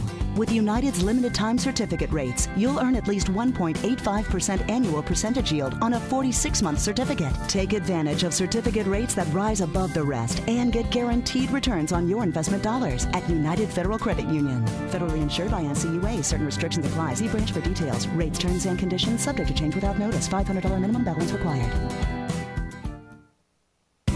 At the Crowell Companies, our customers are more than just numbers on a ledger or anonymous people who sign up online. Our customers are the families we see at the ball fields, the grocery store, and all around the community. That's because for nearly 50 years, the Crowell Companies have been part of the community right here in Northwest Indiana, offering personalized custom services that only a local company can provide. For home, auto, and business insurance, it's the Crowell Companies, 923-2131. And online at crowellinsurance.com. The Crowell Companies, home of the insurance superheroes. Hey, it's Tara for Christensen Chevy. Christensen Chevrolet is a local family-owned and operated Chevrolet dealership celebrating over 60 years in the community, serving all of Northwest Indiana and Chicagoland. If you stop in, you can see why families and businesses have put their trust in us for generations. At Christensen, we have an enormous inventory of new Chevys with all of your favorite models in stock, ready for immediate delivery, because that's the Christensen way. We're Christensen Chevrolet, proud sponsor of our great local high school athletic programs on Indy Boulevard in Highland, or visit ChristiansenChevy.com.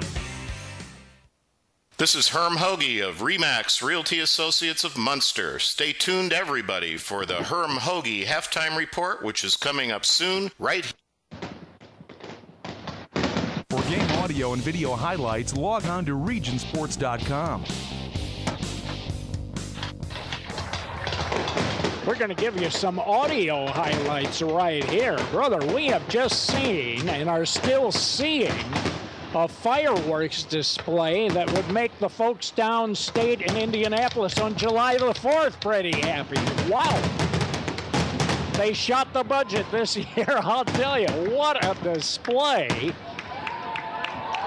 Munster is, anybody following Munster school news knows that the school's a little bit, what they call that, in the black bill or in the red, whatever it is, the downside of the money, and we know why now. They've spent it on fireworks here, Bill. That was an impressive show. Well, for those who came out, they got two for the price of one. They're getting a great football game, and they're also getting a memorable night of fireworks, and, of course, that in part to honor those in attendance, the 50th anniversary of Munster High School football. Certainly a very special occasion. I'm guessing they didn't have fireworks 50 years ago when this got started, Bill. This was nothing more than a patch of a partial patch of grass and sure was. A couple of wooden bleachers back then. I'll say one thing. I saw a couple of birds flying around here just a few seconds ago, Chris, and they look like they're rather confused by everything, a little dazed by all of the fireworks. They're all floating all over the place. I think those were bats, Bill. Lake Central is back out on the field. Munster has not come back yet. It was a very solid first half, and as you point out, Chris, Lake Central could very easily have the lead in this game were it not for several mistakes, which really came back to hurt them. Yeah, 3 turnovers in particular that have come back to bite them here in the first half, and they'll need to eliminate that to come back here and pull off a victory against a tough Munster team, that's for sure. You're listening to the Herm Hoagie Halftime Report here on the Region Sports Network, brought to you by the RE/MAX Realty team of Herm and Chris Hoagie on 45th Avenue in Munster. Visit them on the web at regionhomes.com. One interesting thing in the second half, Chris, is going to be how many two-way players we're looking at. Not obviously, in the case of Lake Central, not many, if any. They're probably a single platoon or two platoon football situation across the board. But Munster does have several two-way players. Now, they're good athletes, so they can really go. A guy like Jalen Scott, he's playing both ways and has been. But that can have an effect late in the ball game. Make no mistake about it. It sure could. And that's, I think, for Coach Marsh, he's got to think a little bit about that in terms of how he goes ahead and the number of plays that some of his players get. That's going to be a factor in his game plan. Probably not as much for Brett St. Germain. Well, that's why Leroy Marsh had the big festivities tonight. He can give his team a 20-minute halftime, if not extended a little bit, so they get plenty of rest and Gatorade in the locker room, Bill. Yeah, I hadn't thought about that. I think they stopped the clock for a while here, Chris. Yeah, it was longer than 20 minutes. Yeah, indeed. Now here comes Munster back out onto the field. And we're still a couple of minutes away from kickoff here. Lake Central's still doing its stretches out here on the north side, and Munster's now just coming back onto the field. So this halftime will extend a little bit longer. Yeah, well, they cycle it down to 0, and then they'll reset the clock again, I think, to 3 minutes. That's what it is, just right there, yep. Yep, and then we'll go ahead and get ready. Boy, I'll tell you, if weather means anything, we are going to have one of the best high school football seasons you'd ever want to have, because this is a perfect night. It is. It is a perfect late summer evening here in Northwest Indiana. High school football kicking off around the state of Indiana here tonight. We might be the earliest in the country, Bill. I know there are very few that get started as early as we do, and that's our 15-game schedule that backs up from the state championship the weekend of Thanksgiving. That's how they set the schedule and determine where week 1 is. They back it up from there. And I know there are very few states, if any, Bill, that have a 15-week schedule that starts this early. A lot of I'm an advocate of pushing it back a couple of weeks, I'll be honest with you. And I would have no problem, Bill, extending the playoffs, into December a little bit. Well, especially if you have a dome stadium for the finals. Right. That is a tremendous asset. Not every state in the union has that. Our neighbors to the west don't have that. No, they don't. They want to get the season done as rapidly as possible. The only state that I know of that starts earlier than we do, Tennessee, began on the 14th. But I don't know if they play 15 games necessarily. I don't know what it was, but I work with several radio stations in Tennessee, and I spoke with a good friend in Murfreesboro. That's where Middle Tennessee is. It's just outside of Nashville to the south, and he started his broadcast schedule a week ago. Wow, how about that? So that is early. That is the only exception I know to what you were most of the states are earlier. after we are. Some of them even 2 or 3 weeks, if not more. Yeah. I think if you look at Texas, Pennsylvania, some of those states, they're not in a hurry to get their football season over. They want to make it last as long as possible. In Indiana, what it comes down to, the reason it's Thanksgiving and no later, Bill, is Hoosier hysteria. It's high school basketball. That takes precedence in the state of Indiana, and we need to get that over with so we can get basketball started uninterrupted. And that's basically what determines how they schedule it and when we play our state finals. So that's not about to change anytime soon, which means we're going to get the early start. But at least, Bill, in recent years, the early start now, when they first went to this, school wasn't in session in most places for a week or two. So you'd have nobody at the games. Yeah. You'd have no students and, barely any fans, because school has to be in session in order for the games to mean anything. And now, over the years, that's the trend now, is that the games start actually about a week after school's in session now, which really beats, a week before school's in session. Yeah, it does. And the heat prostration issues that we've seen that have loomed so large, maybe by trimming this a little bit, might reduce that to a degree. Which makes it a little better. But, boy, it sure is fun to get out on a night like this.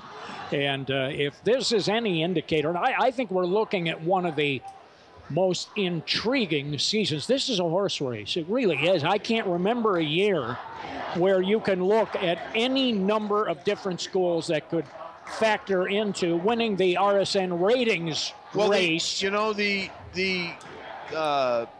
The balance of power, Bill, is in question now. The usual suspects, you have to look and wonder. Andre and Maryville, Morton, with all the changes that have gone on, who knows what now? So it's definitely going to be a very interesting season, Bill. It certainly is.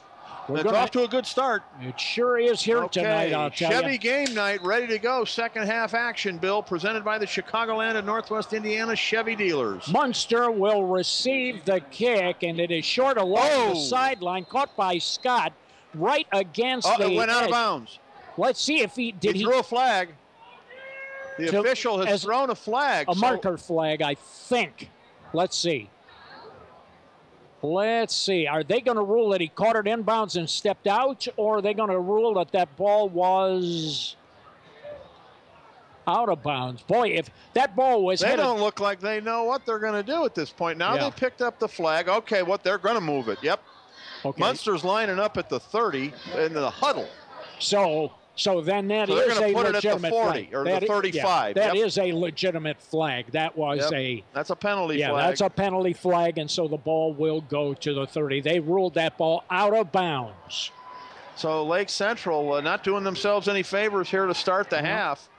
That ball was kicked perfect down inside the 5-yard line or inside the 10, near the sideline. Yeah.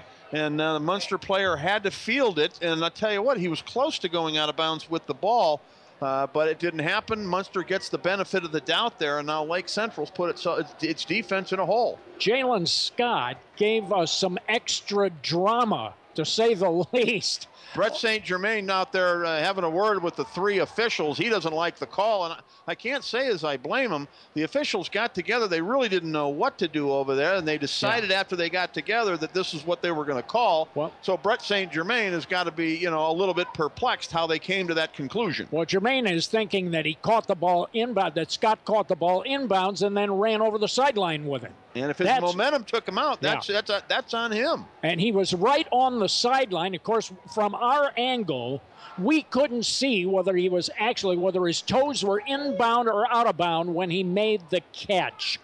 So I don't know. They've ruled that he was out of bounds. Well, Lake Central's coaching staff is clearly not happy on the sidelines. They're even having a word with the kicker about it. Yeah. But I thought it was a perfect kick, but then again, you can't have it that close to the sideline, so. They give the ball very rapidly to Proctor, who... Greg Scherzinger was the carry on that one. You're right now. I think that's his first carry of the night. I believe it is. And he's going back out. He's a two-way player. Munster, gain of 5. Well played first half by the Mustangs. Mustangs won this game last year, as you may remember. A staggered I formation. We got a fumble. A fumble at the 42-yard line, and everybody dove for it. Let's see. No indication yet. I think Munster retains it. That's the way it looks. And a gain. Boy, Lake Central, the way they reacted, they may have been the first ones to have their hands on the football, but it didn't end up with them. Yep. Munster did not react like they had the ball. Lake Central did, so the players must have saw something out there on the field, but by the time they unfolded that scrum, a Munster player was holding on to the ball. Conversion down, 3rd down and 3. They need to reach just short of right about the 45-yard line. Jumonville, a quarterback with twin backs behind him, steps back, looks to throw, throws to the far sideline. Taylor caught it and carries the ball. Jalen Scott caught it and carried it, and he got the first down. Yeah, he almost broke a tackle on that, too, and would have had a lot more yards, but the defender on that was able to hold on to his jersey just long enough to get one of his friends over there and make the tackle. They have run that pass to the sideline, that kind of quick screen over there several times, and they've made it work. 1st and 10, 46-yard line, open field to the left, and a flag flies. No play. Let's see. Was there movement in the offensive line? It appears there was. They're going to back it up 5. Or might a lineman have lined up in the neutral zone? That's also a possibility. And it'll be 1st down and 15. Penalty. They'll come up. Fotopoulos is a wideout to the left side. They haven't thrown much to him tonight. Open field to that side. Low snap. Jumonville takes it, scoops it up, runs with it along the right side. He got all the way up near midfield. That was a pretty good athletic play, Chris. That ball was very low. He had to scoop it up and go. Yeah, he did, and he made something happen out of it. Sure did. He had no doubt. When he got it, he knew what he was going to do. Picked it up and tried to make the most out of the play, and he got 3 yards out of it. Well, more than that. With a 5 behind it, he got 8. So it's 2nd down and 6. Actually, may have gotten 9, I guess. Here is a tackle for a loss. They tried to run a sweep play, and the running back was caught for a loss. It was Scherzinger who carried the ball for the second time, was caught behind the line. Now it'll be 3rd down and 13. Lake Central defense on that just crushed in the offensive line, and that play had no chance of success. Yeah, they did. 3rd and 13. The Mustangs have been so good in situations like this. Let's see if Jumerville can figure it out again. 2 backs. Fotopoulos to the near side. Pump fake. Jumerville runs up and right into the traffic. The ball comes loose. Let's see. I think the ball was dead. That's what they're calling. Okay. So then it'll be a 4th down and punting situation. Good pressure by the LC defense on that one to collapse the pocket. Jumonville pulled it down. I thought he was going to take off and run, but either there wasn't room or something else crossed his mind. But that's the second time today we've seen him in a situation where it looked like he might be able to get out of it, only to be sacked. Single back to receive. Colin Studer standing at his own 22-yard line. Here's the snapback. Punt in the air. It's low. It's over end and goes past Studer. It was over the shoulder. He retreats to the 7-yard line. Tries to run toward the sideline. Evades a tackle. 15, 20, 25, 30. And he's knocked out of bounds just over the 30-yard line. And Studer wanted a... They wanted a late hit there on the sideline, but I don't think that was the case at all. When you got a guy coming up the sideline like that, and he's gained that kind of yardage, he's going to take a hit. Well, I think he wanted a high tackle there. It looked like he got, again, he was tackled high around the shoulders as he went out of bounds. It'll be 1st and 10 at the 30, and I'll tell you, Studer made chicken out of chicken stuff, as we like to say. He made a very difficult situation into a very positive situation. 1st and 10 at the 30. Now we'll see if Darter can string some plays together here. Single back. 1 wide receiver has plenty of room to the left. Man in motion to that side. That'll give him 2 on the left at the snap of the ball. The give is to Garcia. He cuts back to the left. Very little gain. About a yard, and that was it. Munster was not fooled. Yeah, about a yard, and he had to fight for that yard at all. That play didn't fool anybody from the get-go. They ran that kind of pass fake and give, and Munster stayed at home. You want those linemen to stay at home? That's exactly what happened. We'll give them a gain of a short 2 here, Chris. 2nd down and 8. Chevy game night. Right now, Munster leads 10-7 at 7:29 of the 3rd quarter. Lake Central, the opening night appointment here in the Marshlands. Swing pass, Garcia catches it, cuts back 30, 33, and he's hit hard and dropped. Got positive yardage. About another 3. It'll set up a 3rd down and 5. Yeah, 3rd and long situation here for Lake Central. Not what they want to be in. More like 3rd and 6. You're right, Chris. It is longer. I thought, he didn't get a real great placement. I thought he got a little further than he got. Apparently not. So now it'll be a 3rd down. They got 3rd and 7 on the scoreboard. And if you look at the yard marker, that looks about it's a right. 3rd and a long 6 is what it is. Darter, he's up under center this time. Staggered backfield, play action fake, rolls. He's under pressure, throws on the run. It is incomplete, and boy, was he pressured by Munster's number 68, Jordan Sistola. Yeah, Sistola came in, and he made Darter run for his life on that play. Again, we're seeing Lake Central. They like to throw downfield after rolling out to the left and having Darter throw against his body on the play. At least that time, though, he had enough presence of mind to throw it out of bounds. Mustangs have Michael Johnson standing at his 34, awaiting the punt. Line of scrimmage is the 33. The ball is kicked in the air. It's a floater. He'll return it. Johnson at the 34, and he's going to be tackled after a gain of just a couple. Well, he had yard. Bell. It was a low kick, a low line drive. It got to him in a hurry, really with no one within 7 or 8 yards of him when he caught the ball, and somehow he only managed to pick up 3 on the return. Well, he stutter stepped, and Tyler Frank. Catch it and go forward. Yeah. When there's room in front of you. 1st and 10. A good defensive stand there for Munster on that series. Ball at the 38-yard line. This has turned into a very tightly played football game. It's been about defense. There's been movement between the 30s, but these teams have buckled. The offensive drives have buckled when they've gotten inside the 30. They have not been able to move the ball well. Yeah, I would think the total yardage is pretty good for both teams in this game, but not the points. Garcia, let's see, or was it Jumonville who kept it? They had a little mesh point there on the right side. Jumonville kept it. Garcia was right behind him.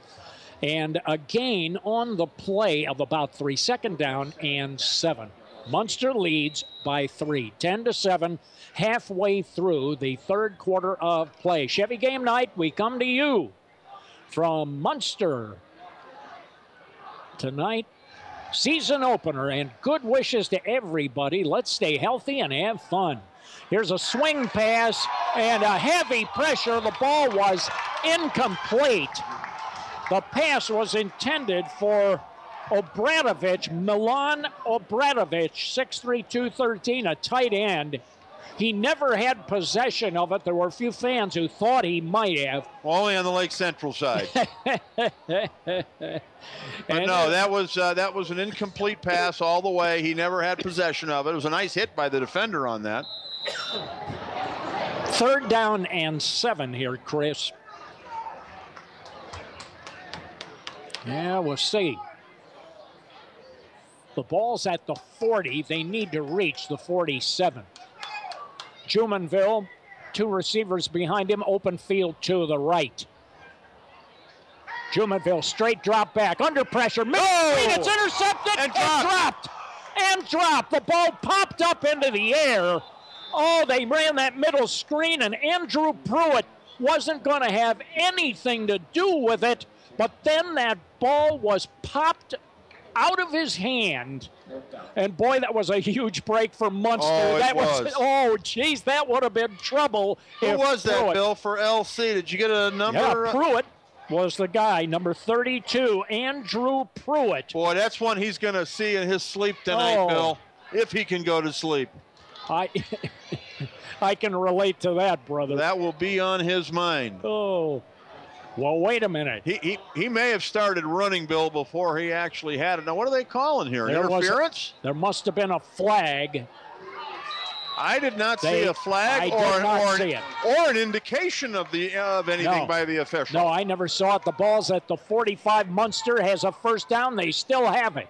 1st and 10. Jumonville, the quarterback. That's a 15-yard game, gave Bill. It to Proctor, yeah, and I did not see a flag or any signature. It has to be some kind of unsportsmanlike conduct or something, Bill. But you would still flag it. Well, sure, but what would be 15 yards? That's what you have to account. Yeah. The 15 yards. There are very few penalties in high school worth 15 yards. Yeah, you're right about that. I wonder if somebody said something after that, but boy, it was an awful quick. No word from Lake Central on that with the coaches questioning it? I didn't see anything that looked fishy. 2nd down and 10. Jumonville, this is a golden opportunity for Munster right here. They have Scott as a wide receiver. Jumonville drops back, throws it to the side. That's his target. It's intercepted. And dropped. And that was a great play to knock that ball loose by Jalen Scott. The defender, Trevor Murphy, he had his hands on it. Looked like it was in his basket. Yeah, excuse me. The defender, actually, I mentioned Trevor Murphy. Well, I'm not sure who it was. They have a player out there. Let's see. I think it was Walter Dahlkamp. But the guy who has been covering has been Colin Studer. But that defender had inside position. And that ball was knocked away from him by Jalen Scott. That was an intercepted pass. 3rd down and 10. Superville drops out. He'll throw it on the run. It is caught but short of the first down along the sideline. Scott, I think, was the receiver. Boy, Scott's the real deal. He's certainly their go-to guy. There's no doubt. He is the real deal. He's a player. 4th down and A long 5. I really like Jalen Scott. Now, you need to have King Kong to try a field goal from this distance. It's going to be a punting situation. And the punting unit, and again, Studer gets back to his 10-yard line. Mustangs will go ahead and punt the football here.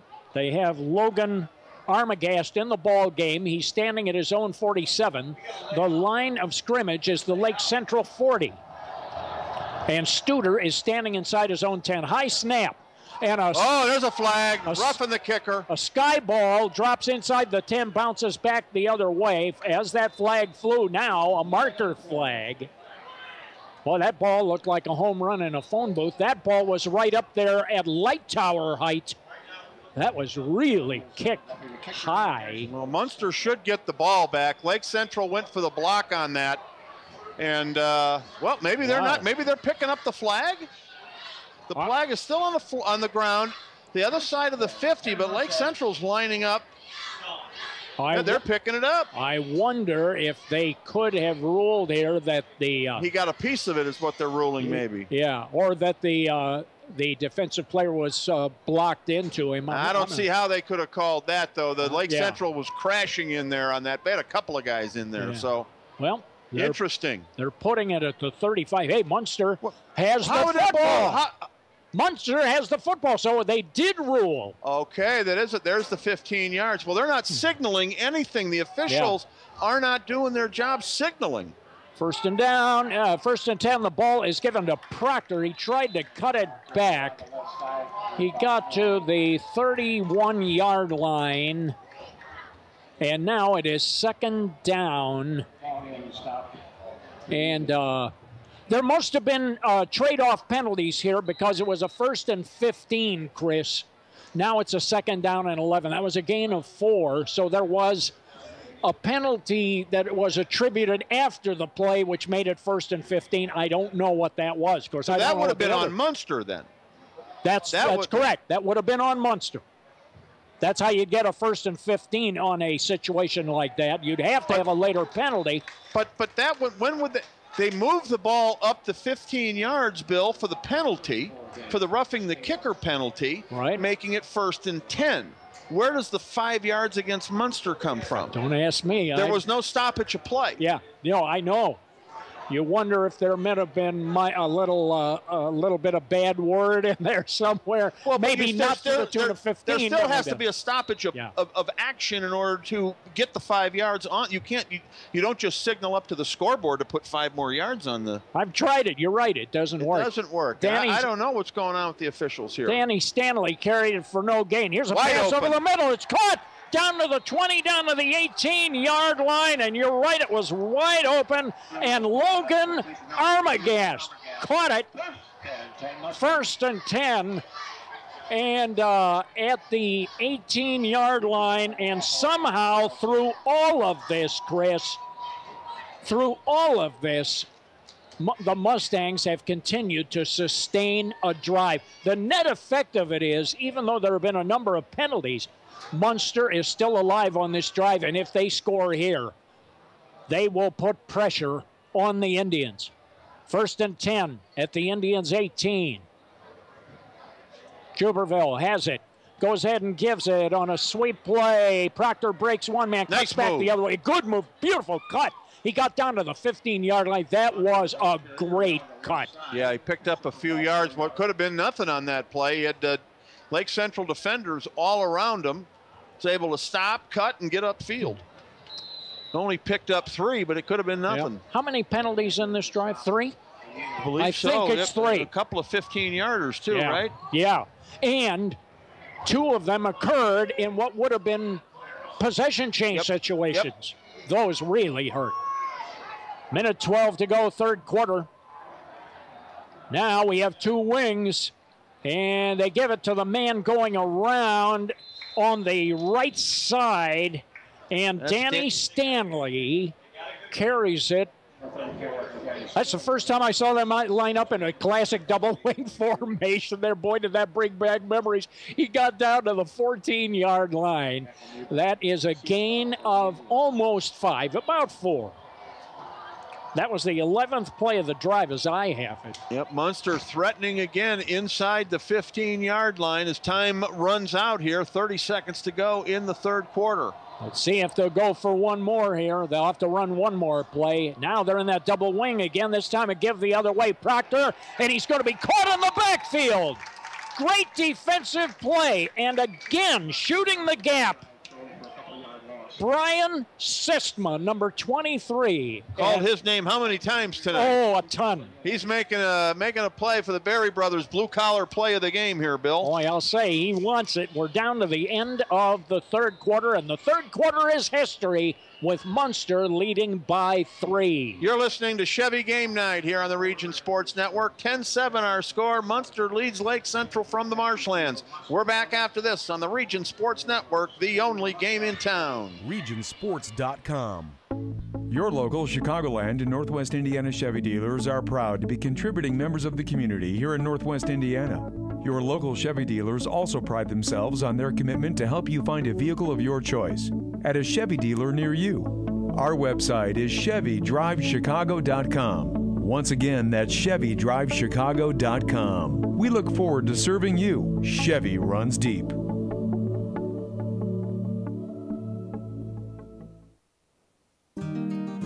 Tonight's game is underwritten in part by attorney Carl Hand and the Hand Law Group. Located at 1000 Eagle Ridge Drive in Cherryville, the Hand Law Group has over 20 years' experience in personal injury, family law, estate planning, and business law. To learn more, the web address is carlhandlaw.com. That's Carl with a K, carlhandlaw.com. And the phone number is 924-2640. Carl Hand and the Hand Law Group. Quality, experience, results. For the latest RSN Football Top 10, log on to Regionsports.com.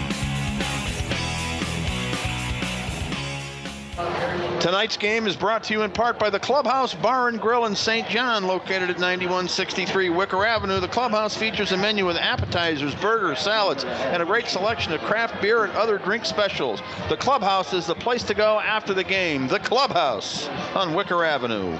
Field goal will be tried now. Mustangs have Scott Fisher on the field. Kick is on the way, and it is long enough. It's good. It's good. He knocked it in. That got just inside the far upright, Bill. I didn't know if it was going to make it, but it looked like it curved right back inside the left goalpost. 38 yards, I believe, was the distance on that one, Chris. And that is a 13-play drive for Munster. And that may be the one that gives Munster now a 13-7 lead. So Lake Central got something of a hold there. It could have been worse. Could have been a lot worse. So they waited, since they were taking the field goal, they waited until they switched to the north end. There's a little breeze headed up north coming out of the south, and that helped out a little bit. That was a pretty long field goal, and he knocked it right in. Yeah, he's got a 38 and a 37-yarder. He's making a bid to be the Crowell Insurance Lantern Man superhero of the game. Yeah, he's right there. His leg has been the difference. Want to invite everybody to visit our new feature on the web, the Langle's Pizza and Pop Quiz. Find it at popquiz.regionsports.com. It's kind of a trivia game. It's a lot of fun. And you know what? We have it up all season long. Going to be all kinds of different ones. And you know what? You could be a winner. A $25 gift certificate to Langle's Pizza is the prize for the weekly winners. Again, it's Langle's Pizza and a Pop Quiz on regionsports.com. You talk like that, and I start getting hungry. Nick Lucas, deep back to receive the kickoff. Josh Benson is there. Twin safeties at the goal line. Here is the kick, and again, that ball carries very well. Benson, 1 yard, can't bring it out. And he's immediately rolled as being in the end zone. The ball is dead. 1st and 10 from the 20-yard line. I must say the special teams play for Munster has been solid tonight. It has not hurt them. That's a fact, Bill. Traditional with Munster, they've always had good special teams, and we can see just how well coached Munster is, playing a school with twice as many kids as they have. And really, for part of the game, Munster was outplayed, yet they came away with a lead in that first half, and they've outplayed Lake Central here in the second half. Well, opportunity has knocked, and they've made the most of it. There is no question. Lake Central has given them some opportunities. But there's still time for the Indians. They put a man in motion. Ball is given to Garcia. Crosses the 20. They fake to the motion man. We got a flag out there, Bill? I don't see it. Time is called. I don't see it. Let's see. The officials are getting together. Hankey is usually pretty easy to pick up on a field like this. There it is, Bill. It's right there on the 33-yard line. Okay. Well, let's see. What is it? So it came from a back judge.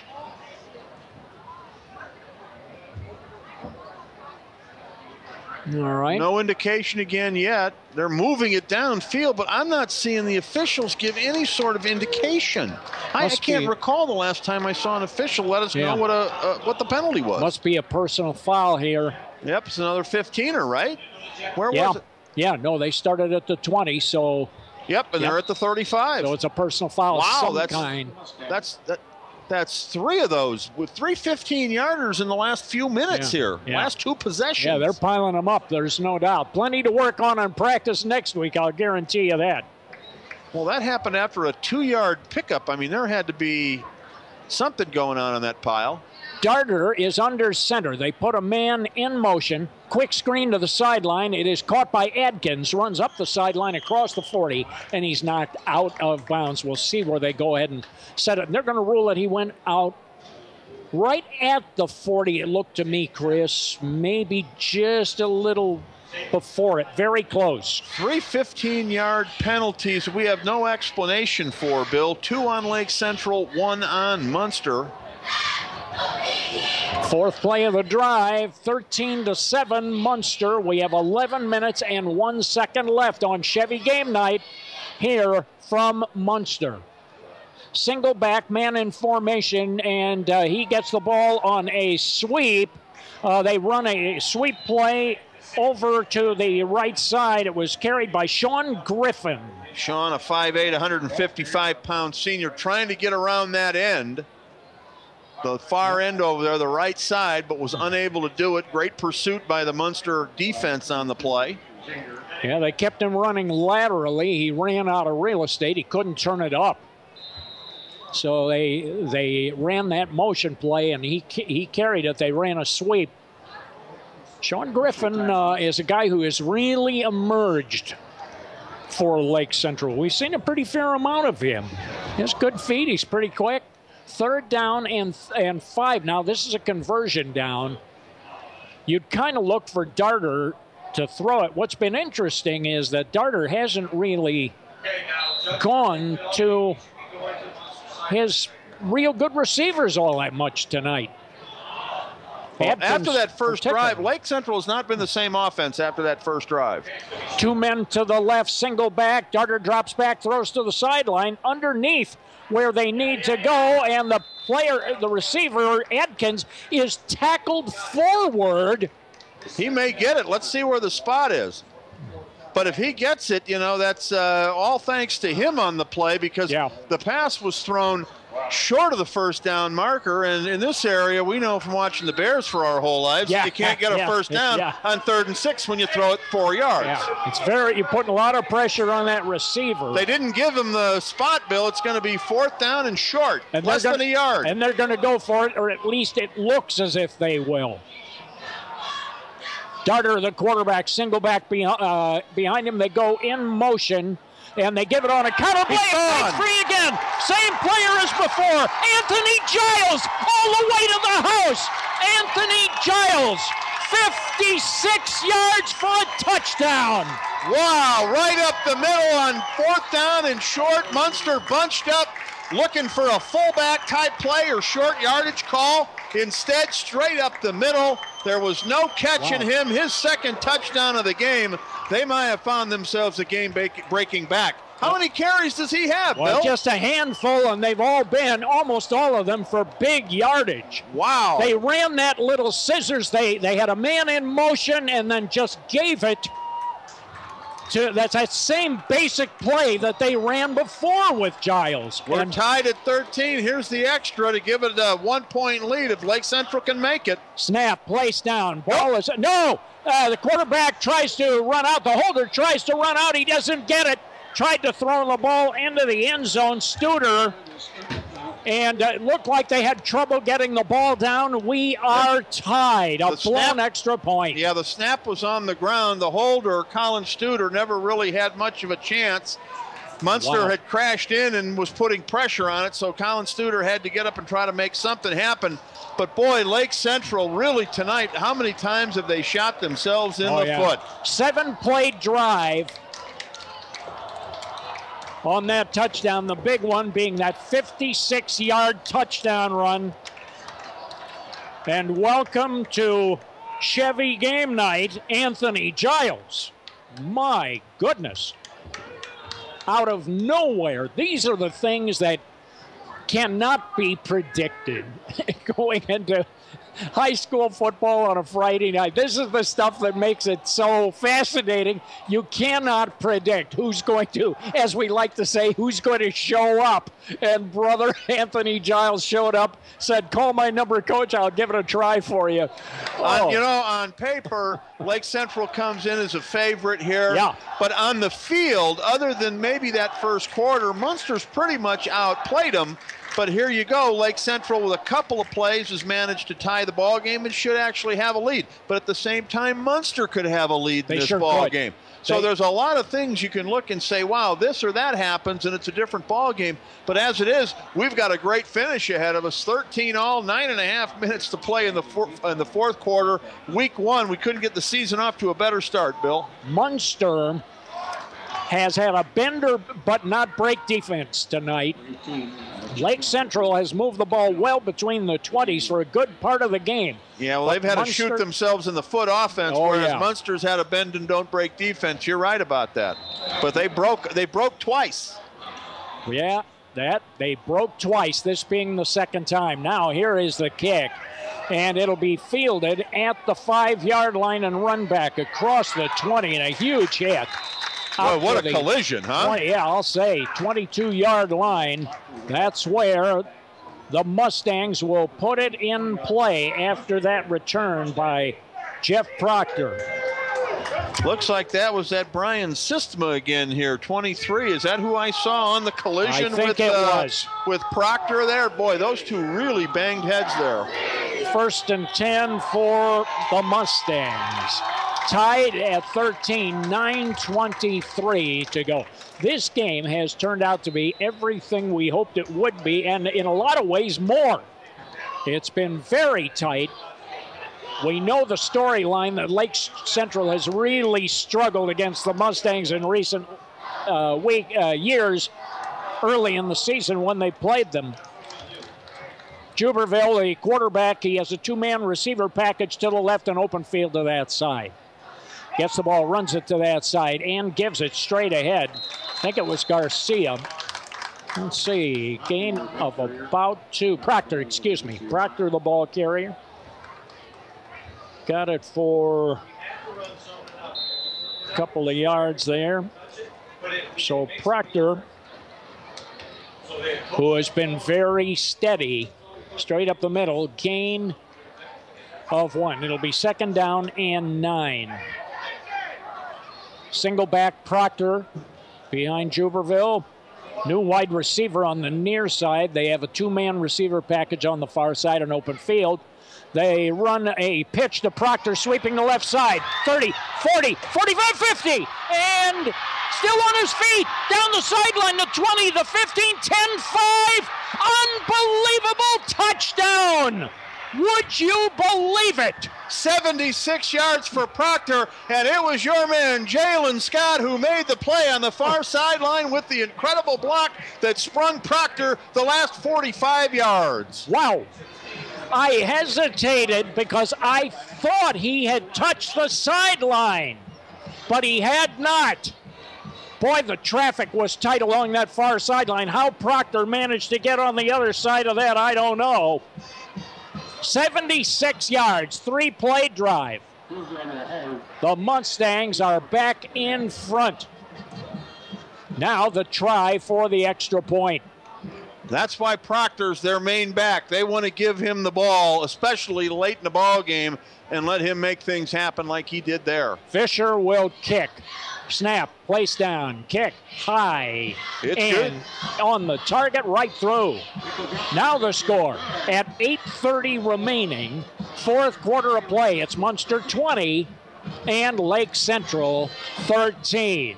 Wow. Wow is right. What a good ball game. Let's take a quick 30-second timeout here. It's 20-13. Munster leads in the fourth quarter over Lake Central here on Chevy Game Night on the Region Sports Network, the only game in town. Regionsports.com. At Strachan Van Til, freshness is in the bag. It's more about carrying the freshest produce, dairy, meat, and deli items. It's more than having the freshest bakery, catering, and prepared foods. Freshness is about everything we do every day. Purdue boneless, skinless chicken breast, buy one, get one free package. Nectarines, 99 cents a pound. Hinkley Springs water, 1/2 liter 24-pack, 4 for $10. Limit 4 total. Price is good through August 25th at Strachan Van Til. For game audio and video highlights, log on to Regionsports.com. Welcome back to Chevy Game Night on the Region Sports Network, presented by your Chicagoland and Northwest Indiana Chevy dealers. Week 1 here, 8.5 minutes to go in the fourth quarter from the Marshlands on Columbia Avenue, and we have a good one. The Mustangs, Bill, lead by 7. What a way to celebrate 50 years of Mustangs football. Incredible. And, of course, that continues tomorrow. It's not just tonight. They have a big golf outing tomorrow, and I understand a dinner and a lot of other things going on. So a lot of people in for the weekend for this. That's terrific. 20-13. And right now, a big play and a big sustained drive is needed for Lake Central. They trail by a touchdown. Fisher will kick it. Boots it, carries deep, and it is in the end zone, will not be returned. Boy, I'll tell you, that special teams play, it has made a difference.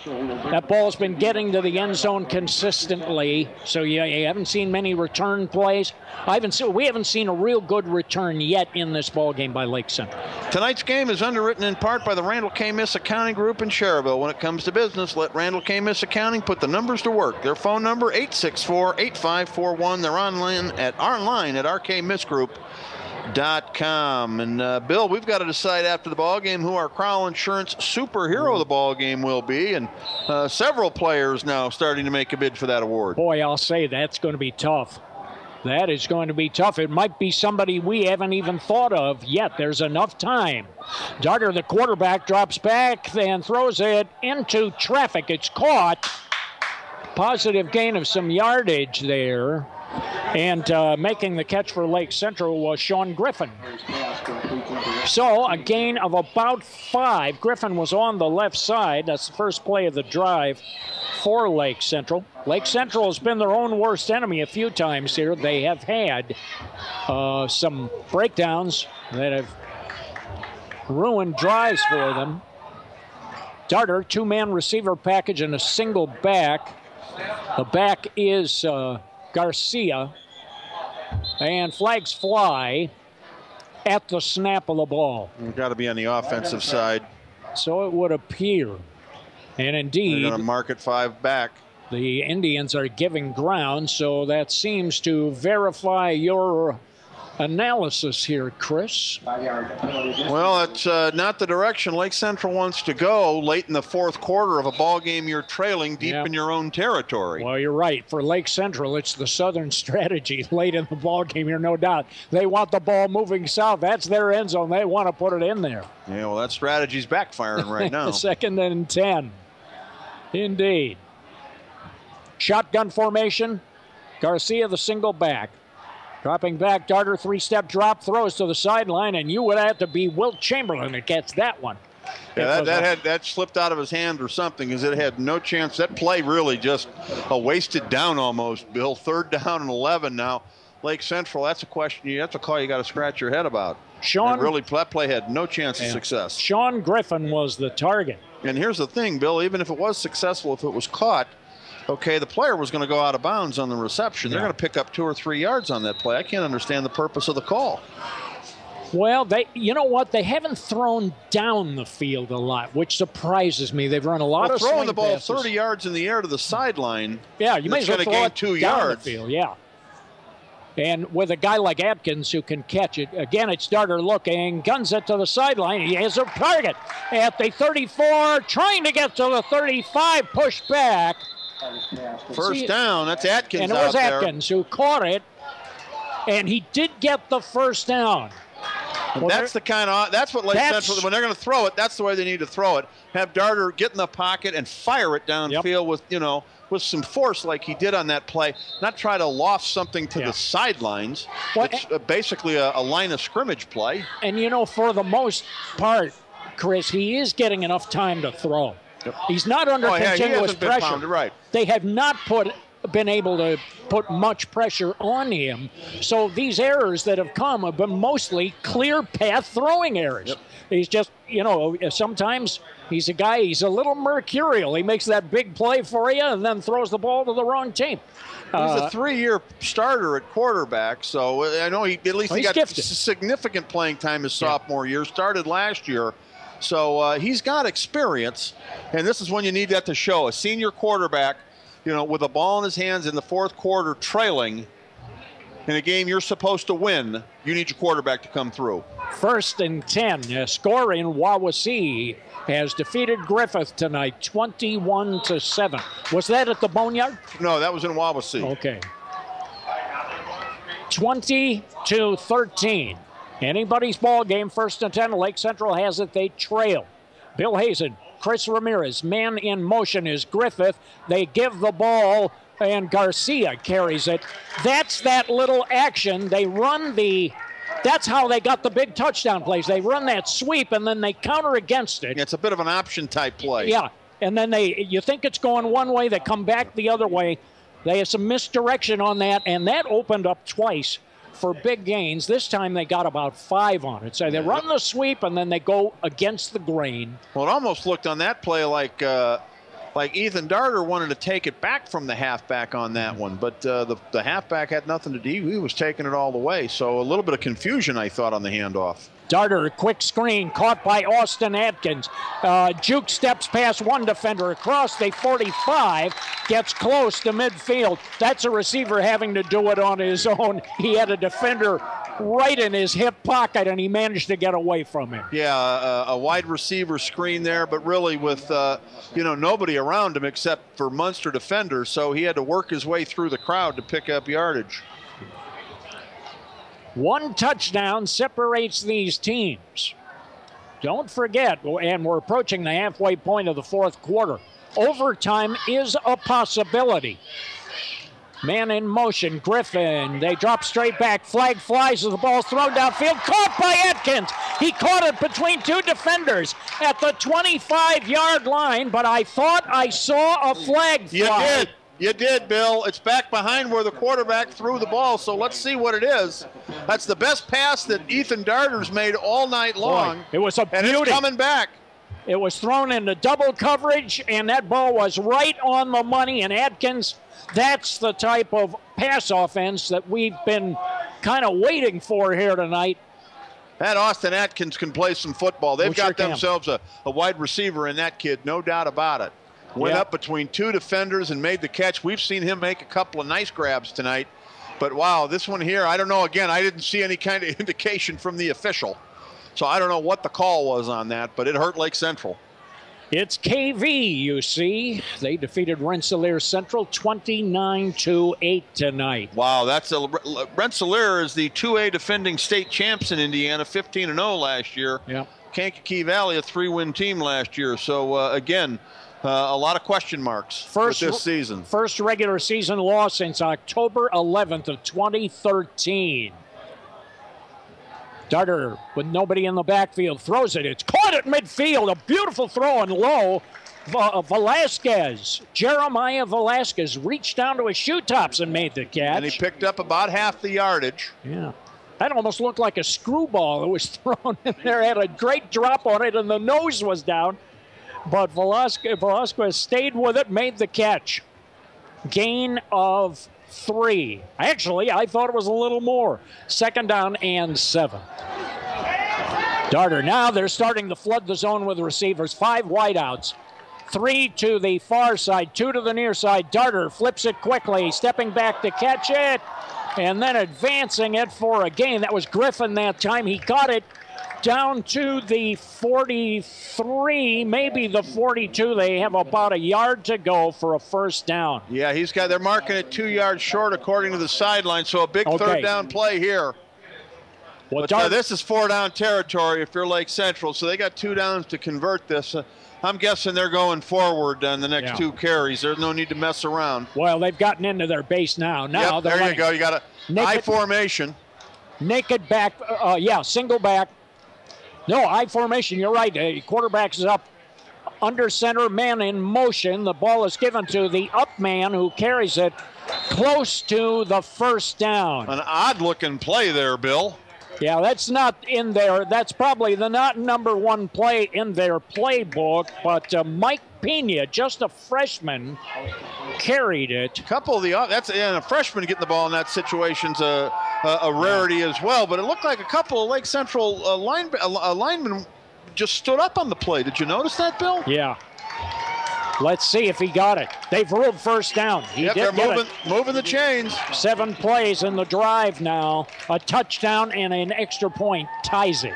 We are at 4:13, and we emphasize again on Chevy Game Night, we are looking at the possibility of overtime here, but Lake Central needs to get it 42 more yards into the end zone, and then they have to make sure they convert on the extra point.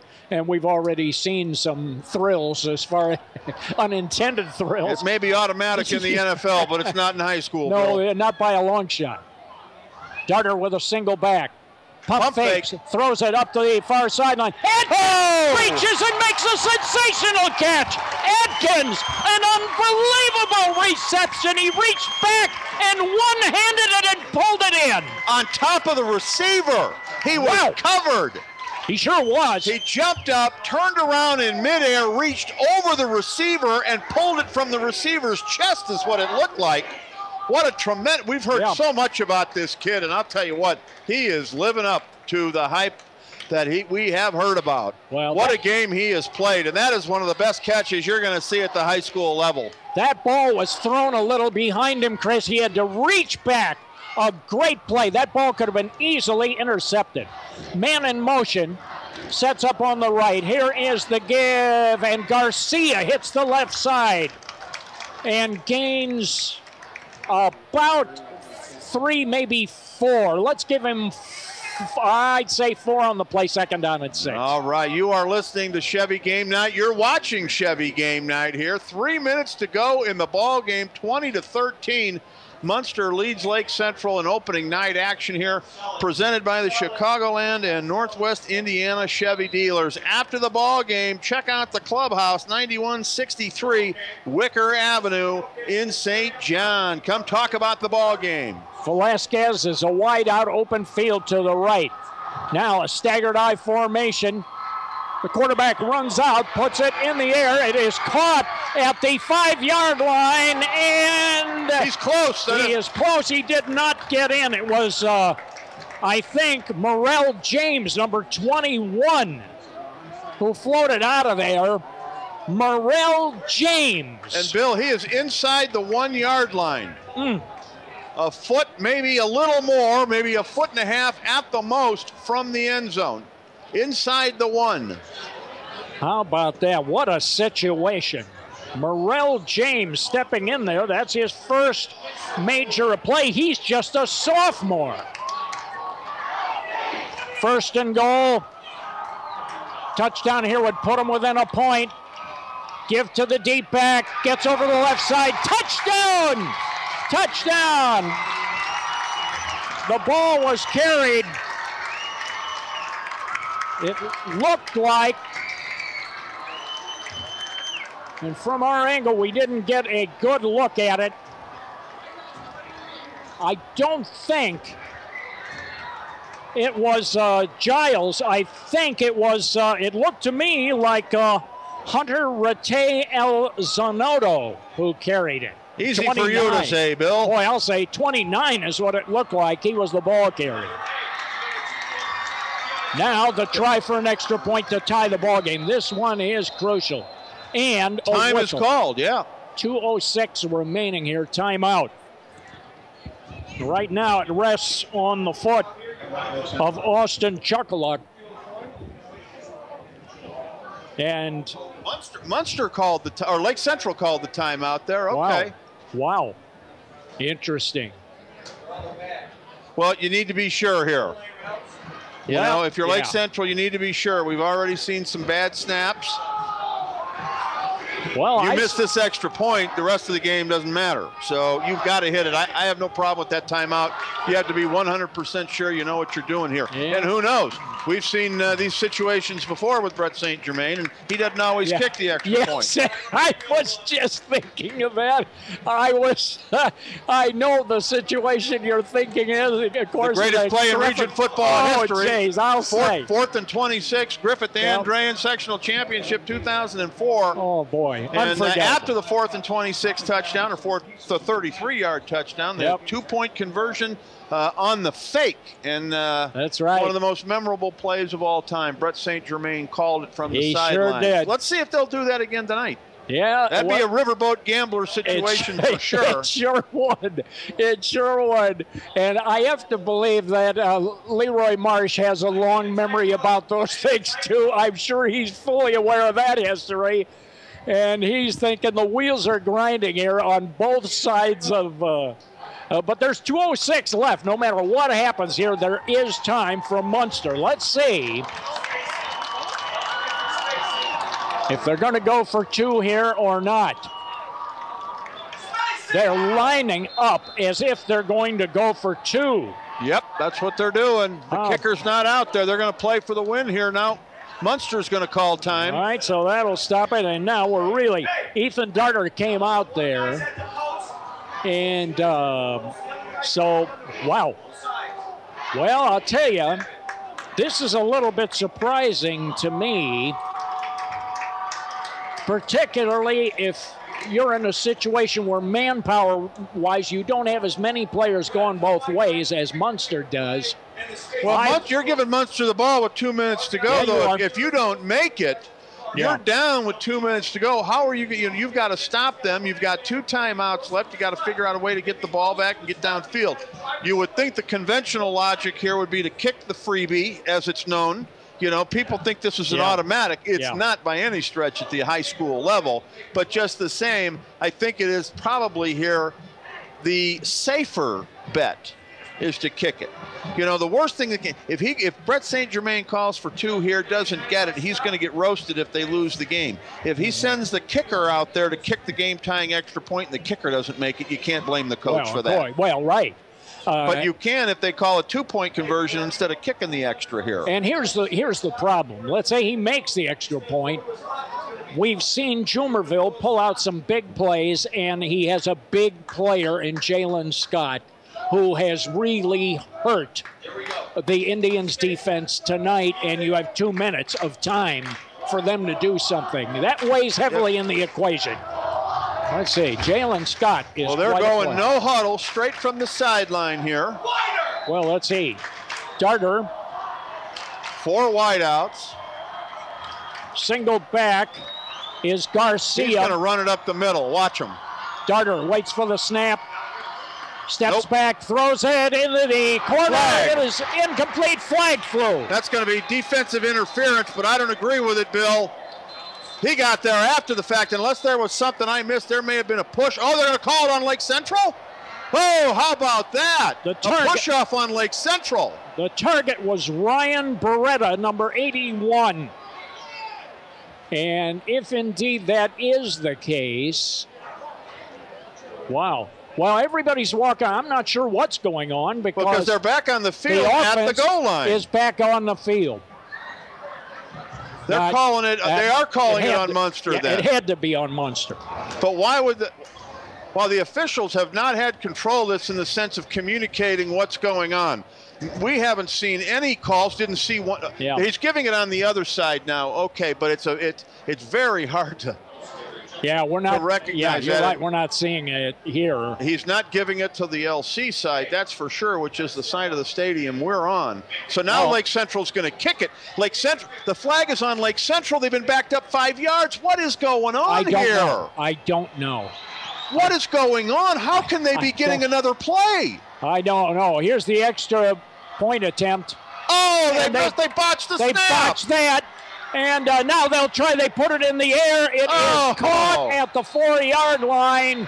They botched the extra point attempt. The snap came back low.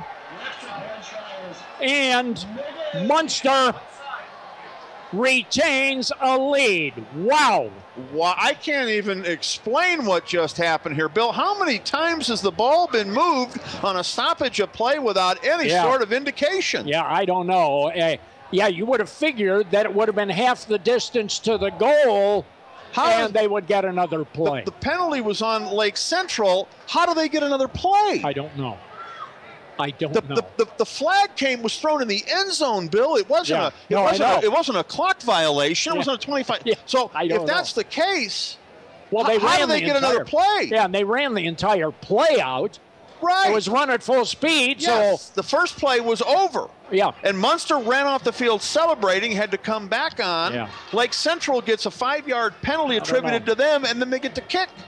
I don't understand that at all. I don't know what just happened there, folks. I'm going to have to go the osmosis route to understand what is going on some of these out here, because you're right. That is a huge surprise. I don't get it. That I do not understand. There have been some really mysterious situations. I'm not even saying that they were bad calls. I can't say that. I don't know what the call was. Yeah. I can't argue with it because I don't know what happened. Well, usually, say if it was too many players on the field, say that was the situation, they never would have allowed the play to run through anyway. Right. If you were going to penalize somebody for something like that, they never would have let the play to run through unless it was a dead play and nobody knew it. I don't know. I don't either. I can't figure out for the life of me. Because otherwise, if you have the option, Munster would have declined the penalty and taken the play, of course. Right. So I don't know. Bizarre. So now... And now they're not going to let Lake Central kick off. Munster's called timeout. Munster with 2:06 remaining. Each team with 2 timeouts left, according to the scoreboard. Mustangs. Well, for Lake Central, they need a big play. Well, that's Munster's second timeout now, so they're down to 1. Yeah, Lake Central needs a really, really big play. Somebody's got to step up and make a play. Well, their fans don't think it's going to happen, Bill, because they appear to be heading for the exits here. Yeah. Munster. Oh, ye of little faith. Yeah. Munster, I would expect that they would keep it on the ground with the lead if they get a good return, and they could. That would put a tremendous amount of pressure on the Indians' defense. Now, timeouts. Lake Central has 2 timeouts left. With 2:06 remaining, they can stop it twice. Munster will not go to the sideline. They won't do anything which stops the clock. They're going to try to keep the ball in the middle of the field. We know that. So the strategy's pretty clear here. Brett St. Germain can stop it. If they get the best case scenario, Lake Central would get it back with about 30 seconds left, maybe 30 seconds, 35? Maybe, yep. Because there'd be at least one time when they couldn't stop it. They'd like to have that timeout back they gave away on the 2-point conversion call. Now here the ball is fielded at the 10-yard line. Munster will run it up, and the defender takes a knee, and then he is blasted after he takes a knee. That was dangerously close to a penalty. Yeah, but that may have been incidental. I think there was a bit of a scrum and some momentum, and Let them play football, Bill. Incidental, all right. Oh, incidental. 2 minutes exactly remaining, All Bill. right. Now the wheels really start grinding. And Lake Central needs a big play. If they can't get a big play, they're going to be in a situation. Above all, if Munster gets a first down, that's pretty well it, especially if they get it after a couple of plays. The ball is at the 18-yard line, 1st and 10. Jumerville with 2 backs behind him.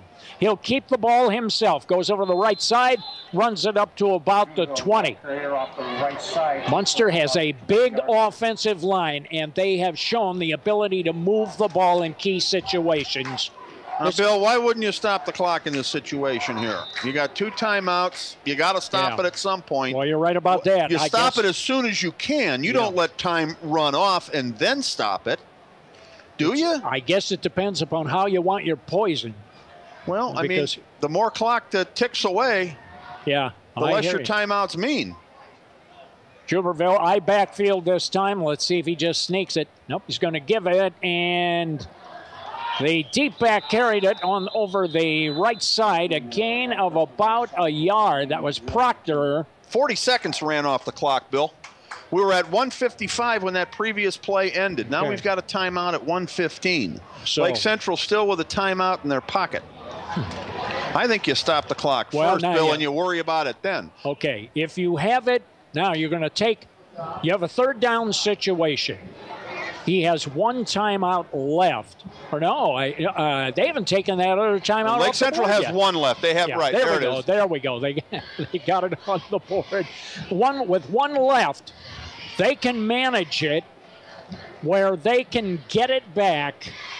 Well, actually, with more time than I thought, they would get it back with about a minute and a little bit left. No, that's not. No, Bill. There's a minute 15 left now. Okay. Yeah. Well, I guess they'll call that timeout after this one. Exactly. Yep. He took the penalty up front rather than take it in the back. And the main thing is, though, of course, what could break up the party totally, all Munster has to do is run a play and get an 8-yard gain. Yep. And that takes care of that. And then it's drive safely on your way home. We can go straight to the post game, Bill. In that case. But assuming that if that does not happen, then Lake Central has managed it where they will have 1 final shot. Minute 15. Jumerville, 2 backs behind him. One of the... wow.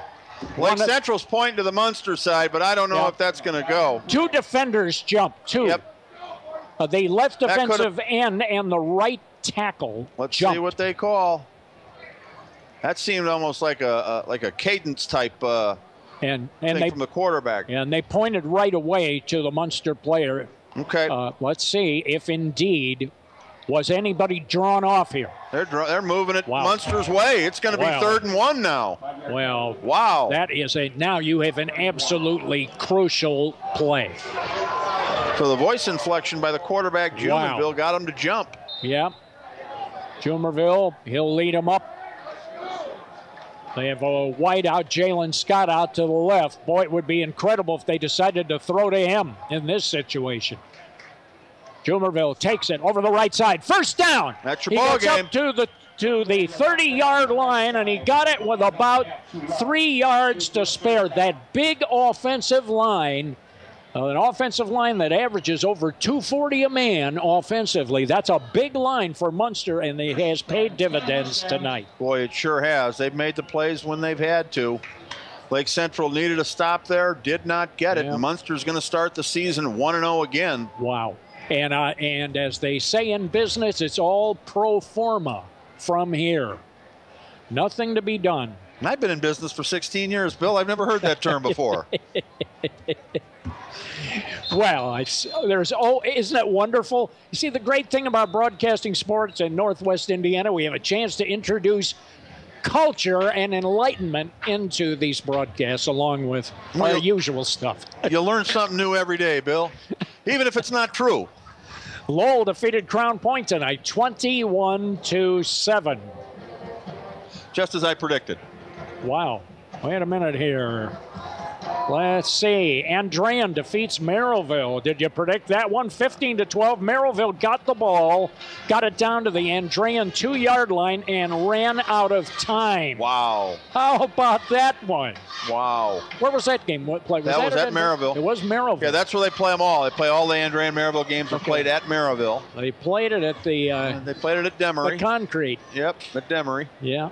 A big stadium over there. Wow. How about that? Well, we've had some interesting headlines, Chris. RSN's number 1 team has been victorious tonight in Lowell, our number 3 team in Andrean, and our number 4 team in Munster. So the top of the poll will change a little bit now with Lake Central falling. Jumerville Crown goes Point at 5 falling, Merrillville at 6 falling. Wow. Jumerville touched the knee. The clock is running. Lake Central's not going to use that last time out. See, Bill, they got it in their pocket. Why didn't they use it earlier like I told you? They're going home with it now. Well, those penalties, the penalties and turnovers really sunk Lake Central's boat tonight. Yeah, well, maybe if they call that timeout sooner, that penalty doesn't happen on 3rd down. Who knows? Well, who knows? They wasted 40 seconds, and that's going to do it. 5, 4, 3, 2, 1, and Munster's going to win it. They're 1-0, 20-19 the final. What a game out here, Bill. It has been a great game, and a jubilant Munster Mustangs team is celebrating. They're jumping up and down, and now there will be handshakes all around the 2 teams' lineup to perform the post-game handshake ritual, which has been a part of Indiana football for many, many years, the exercise of good sportsmanship, and they're doing that right now. For Lake Central, it was another one of those nights. Can you believe that? 4 of the last 6 meetings between these 2 teams have gone to Munster. And Lake Central shot itself in the foot all night long, and Munster made the plays when they had to. So 20-19, the Mustangs get the win. We'll come back and recap it for you here on Chevy Game Night on the Region Sports Network, the only game in town. Regionsports.com. Move over, Mount Rushmore. United Federal Credit Union has carved out new share certificate rates that are such a big deal, they're monumental. With United's limited time certificate rates, you'll earn at least 1.85% annual percentage yield on a 46-month certificate. Take advantage of certificate rates that rise above the rest and get guaranteed returns on your investment dollars at United Federal Credit Union. Federally insured by NCUA. Certain restrictions apply. See branch for details. Rates, terms, and conditions subject to change without notice. $500 minimum balance required.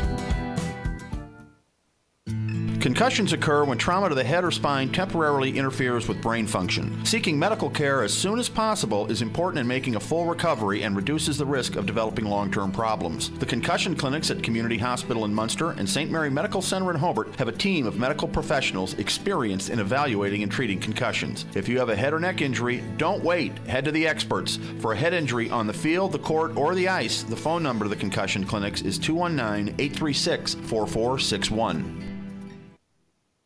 Buffalo Wild Wings wants to team up with Region High Schools to share the excitement of homecoming by sponsoring the halftime festivities with the B-Dubs street team and mascot. For participating schools, the fun includes a wings delivery to the press box, a t-shirt toss for fans, a chance to win a B-Dubs spirit bag with any concession stand purchase before halftime, and a fan's photo opportunity with the B-Dubs mascot. This is a first-come, first-served promotion based on availability and dates, so for more information on booking Buffalo Wild Wings for your school's homecoming, you can call 586-663-0707 and ask for Lisa Bissett. That number again is 586-663-0707.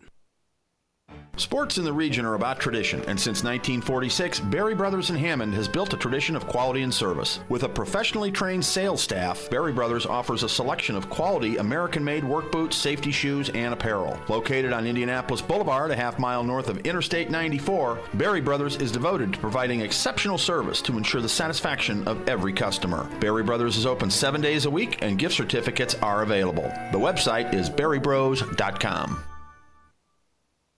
Hey, Hey, it's Tara for Christensen Chevy. Christensen Chevrolet is a local family-owned and operated Chevrolet dealership celebrating over 60 years in the community, serving all of Northwest Indiana and Chicagoland. If you stop in, you can see why families and businesses have put their trust in us for generations. At Christensen, we have an enormous inventory of new Chevys with all of your favorite models in stock, ready for immediate delivery, because that's the Christensen way. We're Christensen Chevrolet, proud sponsor of our great local high school athletic programs on Indy Boulevard in Highland, or visit ChristensenChevy.com.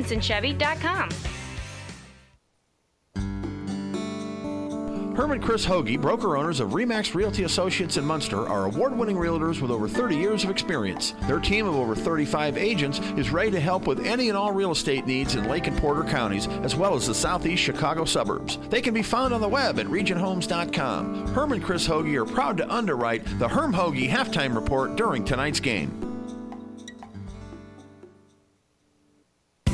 At the Crowell Companies, our customers are more than just numbers on a ledger or anonymous people who sign up online.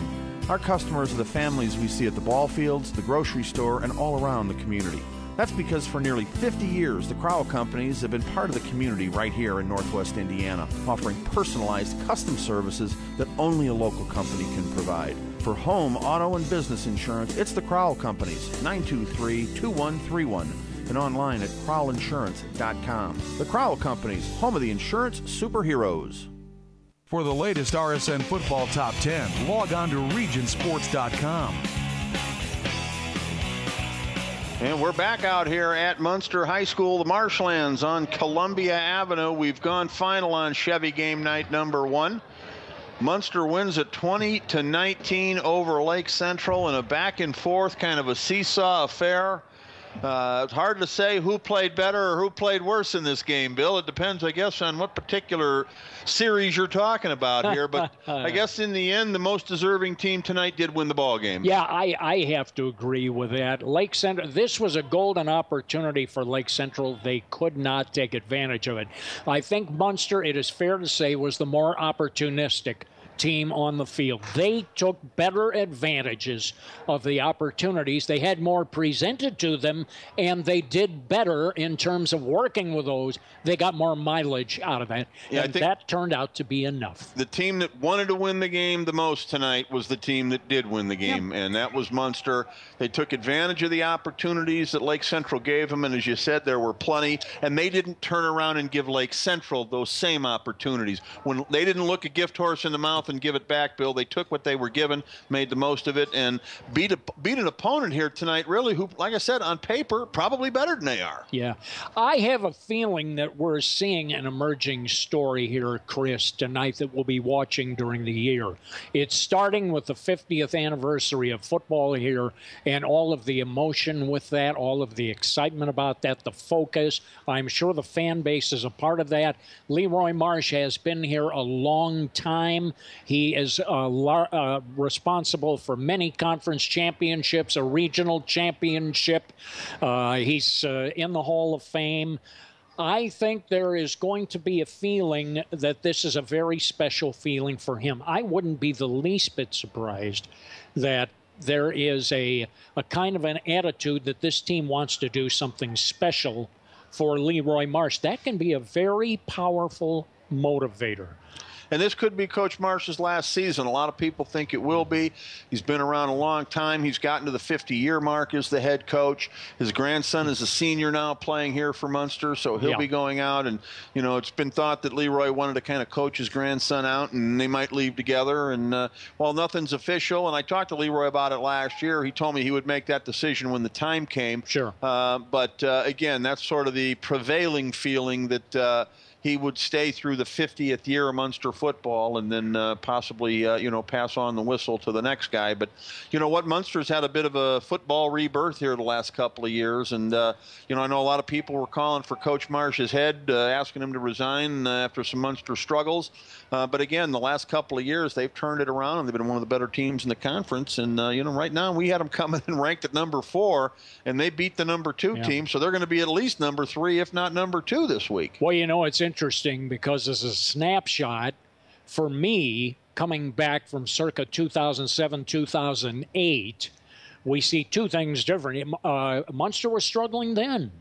They were undersized, and they had to fight every week to stay in a lot of ball games. And also, of course, as far as the Indians were concerned, Lake Central was very much down. They have emerged as a power in the region. They've really ascended to a place where they've been before. They've gone back up. They fought their way back up the ladder. So there has been change in the region. It's been gradual, but if you were to walk away from it for 6 or 7 years and come back, you would definitely see the difference, and I've had that experience. Well, absolutely. When you were here doing games with us, Bill, Griffith was one of the top programs in the area. Of course, they're not now. Andrean has been up and down and back recently here. And so many other programs. You see things have kind of, Hobart was doing great when you were doing games for us. Yes. Lowell was in the middle of that state championship run under Kurt Kennedy. They dropped off and are now apparently, back in the mix as one of the best teams in the area. But a lot's changed over Maryville. A lot of questions with Maryville now. The new coaching staff, nobody knows what to expect over there. Morton's got a new coaching staff. No one knows what to expect there. So a lot of change indeed. A lot of change this year. 9 local coaching changes. And 5 first-time coaches taking over. So it'll be an interesting season, but it's off to a good start here. If this game is any indication, 2015 is going to be a good one. And Bill, that said, let's recap this ball game here. We'll start with the scoring summary. Munster opened things up 5 seconds into the second period with a field goal 37 yards by Scott Fisher to give take a 3-0 lead here. That was on a 10-play drive. Lake Central took the lead then just 51 seconds later on a 68-yard Anthony Giles touchdown run.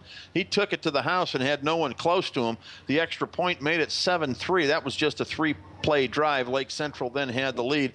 But Munster closed out the scoring in the first half with just 10 seconds to go. A 5-play drive culminated by a Jalen Scott touchdown reception right at the half gave Munster a 10-7 lead going into the locker room. Munster then scored the first points of the second half in the fourth quarter, 11:56 to play in the ball game. A 38-yard field goal by Scott Fisher gave Munster a 13-7 lead. That was a 13-play drive, the longest scoring drive of the game tonight. But Lake Central was able to tie it up just a little while later, 9:29 to go in the ball game. A 56-yard touchdown run by Anthony Giles, his second of the game, tied it at 13. The extra point was no good. So a 7-play drive resulted in a 13-13 tie. Munster then turned around and scored just a minute later on a 76-yard run by Proctor, giving a 20-13 lead. That was a 3-play drive for Munster. And then Lake Central was able to tie it up with just 2 minutes and 6 seconds to go in the ballgame on a 1-yard run by Elizonato. Yeah, that's right. Am I right on that? I believe that's who did it. Elizonato is, I believe, how that's pronounced. Rattray Elizonato. Okay. His first name is Hunter. All right, we'll just call him Hunter. 20-19 at that point, but the all-important extra point, let's talk about that real quick, Bill. Munster, or Lake Central, rather, came out, lined up like they were going to kick it. A couple of things happened there, including a timeout and a penalty, which we can't explain to you, and backed the ball up. Lake Central then came back out with their kicking team on the field to kick the extra point and hopefully tie the ball game. The snap was bad, had no chance whatsoever. A pass by Colin Struder was incomplete, and 20-19 is the way the game ends. Well, it was a great ball game. There was a lot of drama in this game. It was not perfectly played. Each one of these teams will have a good deal to work on.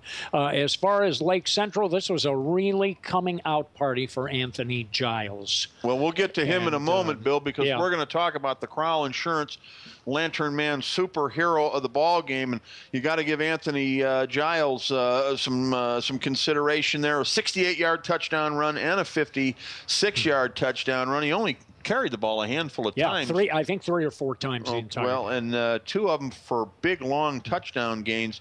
You can't do much better than that. But, Austin Atkins for Lake Central, played an unbelievable game at wide receiver, made some catches that you're just not going to see made very often at the wide receiver level. He would have to be considerate as well. But when you look at this game, Munster gets the victory, so you got to stop and take a look at a couple of kids on their side as well, Bill. And you know, the Proctor touchdown run was huge. Yeah. The Jalen Scott play tonight was big for Munster as well. He was tremendous. Jumonville made plays that he had to in crunch time as well. So, you know, you know, when you look, normally picking the superhero of the game is not a difficult decision. It's usually somebody who stands apart from everybody else, but you really got to give consideration to any number of guys, Bill. And I don't know. I'm going to ask for your opinion on that. Give me some input here. Boy, I don't know. I understand the desire, probably properly so, to go with a winner, obviously, from the winning team. If it were not for that, I think probably Anthony Giles would win this award tonight. He made some super plays, and probably Atkins made one catch tonight that was so big time, it was beyond belief. An intercepted ball, and he just came back and ripped it away. This is a situation where a quarterback just takes the ball, just throws it out there and says, go get it. Help me out on this one. And he did, brother. He made a monster play. And that was on the game. What would ultimately have been the game tying touchdown drive. Now, the extra point wasn't good, but that was the drive that they were going to tie the score on. Yeah. And that was an incredible play. You know, so in a game like this, though, the superhero, you know, it's real hard to say the superhero didn't come out on the winning side of a game like this, Well, you're right. Bill. And I think Jalen Scott, who made big plays on both sides of the ball. I would have to lean towards, if I was going to pick a Munster player, could come up with a couple of guys, but Jalen Scott, he's got to get an award, whether it's the superhero of the game or the blue-collar player of the game, because, you know, he was doing some of the hard work as well. But either way, I think you got to look at him as a key contributor in the win tonight for Munster. And, you know, Bill, if you're in agreement here, I think we can go ahead and look at him and say the Crowell Insurance Lantern Man superhero of the game goes to Munster wideout Jalen Scott. My dark horse for the night was the play of field goal kicker Scott Fisher. He not only hit all of his kicks, some of which were at tough angles and at long distance, kicked it high and long, measured the distance, was able to get it there. On his kickoffs, he got them to the end zone consistently. That pinned Lake Central, where some of their burners could never get the ball. Again, it's a little thing. But special teams, to me, looms large in this ball game. I think that was a huge extra dimension for the Mustangs. They had the better and consistently better special teams play, and it made a difference tonight. You can look at, if you're Lake Central, you can point to a lot of things. You can point to some big things, some turnovers at crucial times, and other, but you can also point to some little things. And ultimately, it was the little things that did them in here. If they can convert 2 extra points, Bill, they win the ball game. And exactly. 2 extra points, the ball was put on the ground, and the kicker never even had a chance to miss it. He didn't even get his foot on the ball because the snap was bad. 2 times that happened, okay? So, you know, you got to look and say special teams was ultimately, you know, the difference in the ball game. You know, you can point to a lot of things, and I'm sure Lake Central will.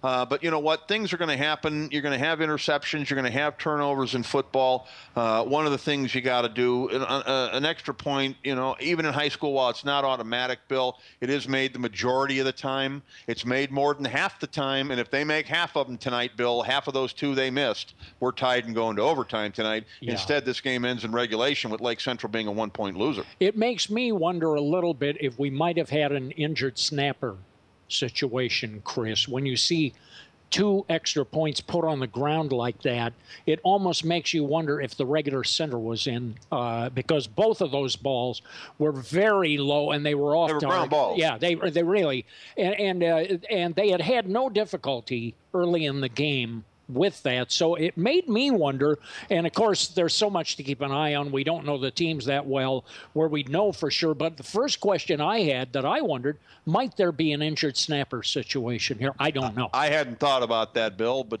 either way, Brent St. Germain's got to figure it out because it's going to be a long season if his kicker doesn't get to miss the extra points. Yeah, no, if you're going to miss the extra points, let your kicker do it. Sound advice, Chris. All right, well, we're going to go with Jalen Scott as the Crowell Insurance Lantern Man superhero of the game. Crowell Insurance sponsoring the Lantern Man superhero now since 2007.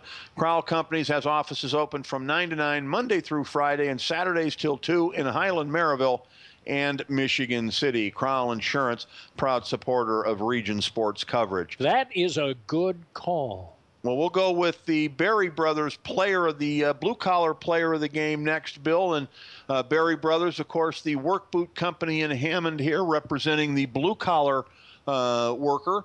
I like the Scott Fisher angle that you mentioned earlier. I mean, there weren't a whole lot of defensive or offensive non-skilled position players that made a big difference in the ball game here. But Scott Fisher's 38 and 37-yard field goals are the difference in the ball game here, and those were not easy to make, and he managed to get them through. He also knocked in both of his extra points tonight, Bill. So the difference in the game ultimately is the Munster kicker, and for that we'll give him the Berry Brothers blue-collar player of the game. And the kickoffs. He got them consistently into the end zone where they could not be returned. That took away the Lake Central return game. Took it right out. He single-handedly eliminated Lake Central's return game. I think that was a factor in the ball game. So Munster starts off 1-0 on the season. Lake Central 0-1. Both teams back in action next week. Lake Central will open up its brand new stadium against East Chicago Central, who really struggled tonight against Hammond High.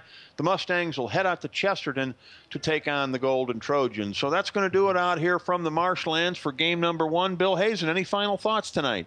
An awful lot of fun. When have you enjoyed a Friday night any more than we enjoyed this one? This was a lot of fun. You know, Chris, for all of the times that we have worked together, we've never actually worked a ball game together, the best of my knowledge, as play-by-play and color. Now, you've been in the booth in a few games and stepped in and done some things during a game as kind of a third party and to bring in some extra things. But this is, to the best of my memory, this is the first time that you and I have worked together, and I congratulate you. You have broad shoulders, and you carried me through. Well, I managed to avoid working with you all these years, Bill, and tonight I just ran out of extra people. So actually, Bill, I tried to find volunteers. Will anybody work with Bill? And nobody raised their hand. So I can understand that. So I had to, and of course you're so darn expensive, Bill, that I couldn't afford a color man. So I had to come out here and work. So there's a lot of reasons I'm out here, Bill. Besides personal choice, I want you to know that. Well, I think you explained it, and I appreciate the high compliment. It's not to say that I wouldn't want to work with you, Bill, but.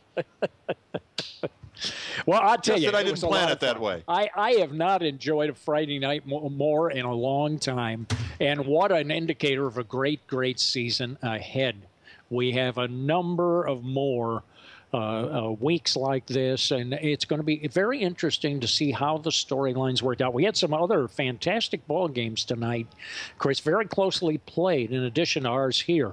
So I think the RSN weekly ratings are going to get a workout here. Well, I hope so, Bill, and we're going to go ahead and sign off now, but it's been a pleasure working with you this evening. Pleasure.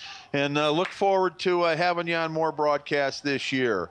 Region Sports Network coverage of high school football on the internet at regionsports.com has been sponsored by the Chicagoland and Northwest Indiana Chevy dealers, the MVP of MPGs, by the Crowell Companies, your insurance superheroes, by Berry Brothers, a tradition of quality and service since 1946, by Strachan Van Til, where fresh is more than just a word, by McShane's Business Products and Solutions since 1921, by Christensen Chevrolet in Highland, driving the American dream, by Tech Credit Union, financial services for life, by Langle's Pizza in Highland, Cherville, and Crown Point, the concussion clinics at Community Hospital in Munster, in Hobart and in Valparaiso.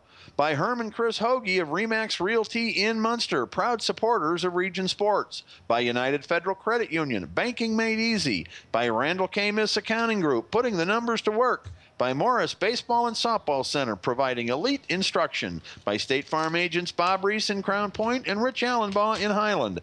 By Buffalo Wild Wings, you gotta be here. By Tainted Skin Tattoo, making your experience everything you've dreamed of. By attorney Carl Hand and the Hand Law Group, quality, experience, results. The Clubhouse Bar and Grill in St. John, and by Misprint in Munster and Hammond for custom print, design, and signs. We thank each and every one of our underwriters, sponsors, and advertisers, and want to invite you, if you're in business, to join us here. We've got a full season of coverage, and we'll be happy to publicize your business. Contact me, Chris Ramirez, at the Region Sports Network at 219-923-2169. Well, that's going to wrap it up. I got some credits here. I want to recognize our fine, hardworking crew tonight, including up on the roof tonight, Ken Siegfried, our cameraman. Ken will be joining us all season long.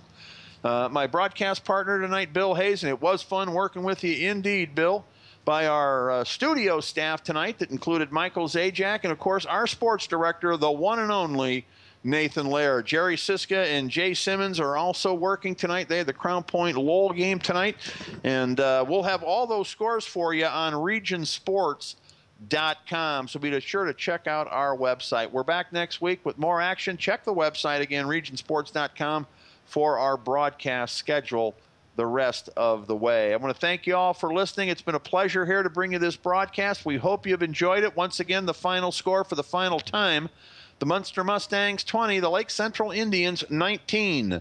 You've been listening to Chevy Game Night on the Region Sports Network, presented by the Chicagoland and Northwest Indiana Chevy dealers. That's going to do it from Munster High School tonight. For everyone at the Region Sports Network, thank you for listening. This has been a production of the Region Sports Network, the only game in town. Regionsports.com.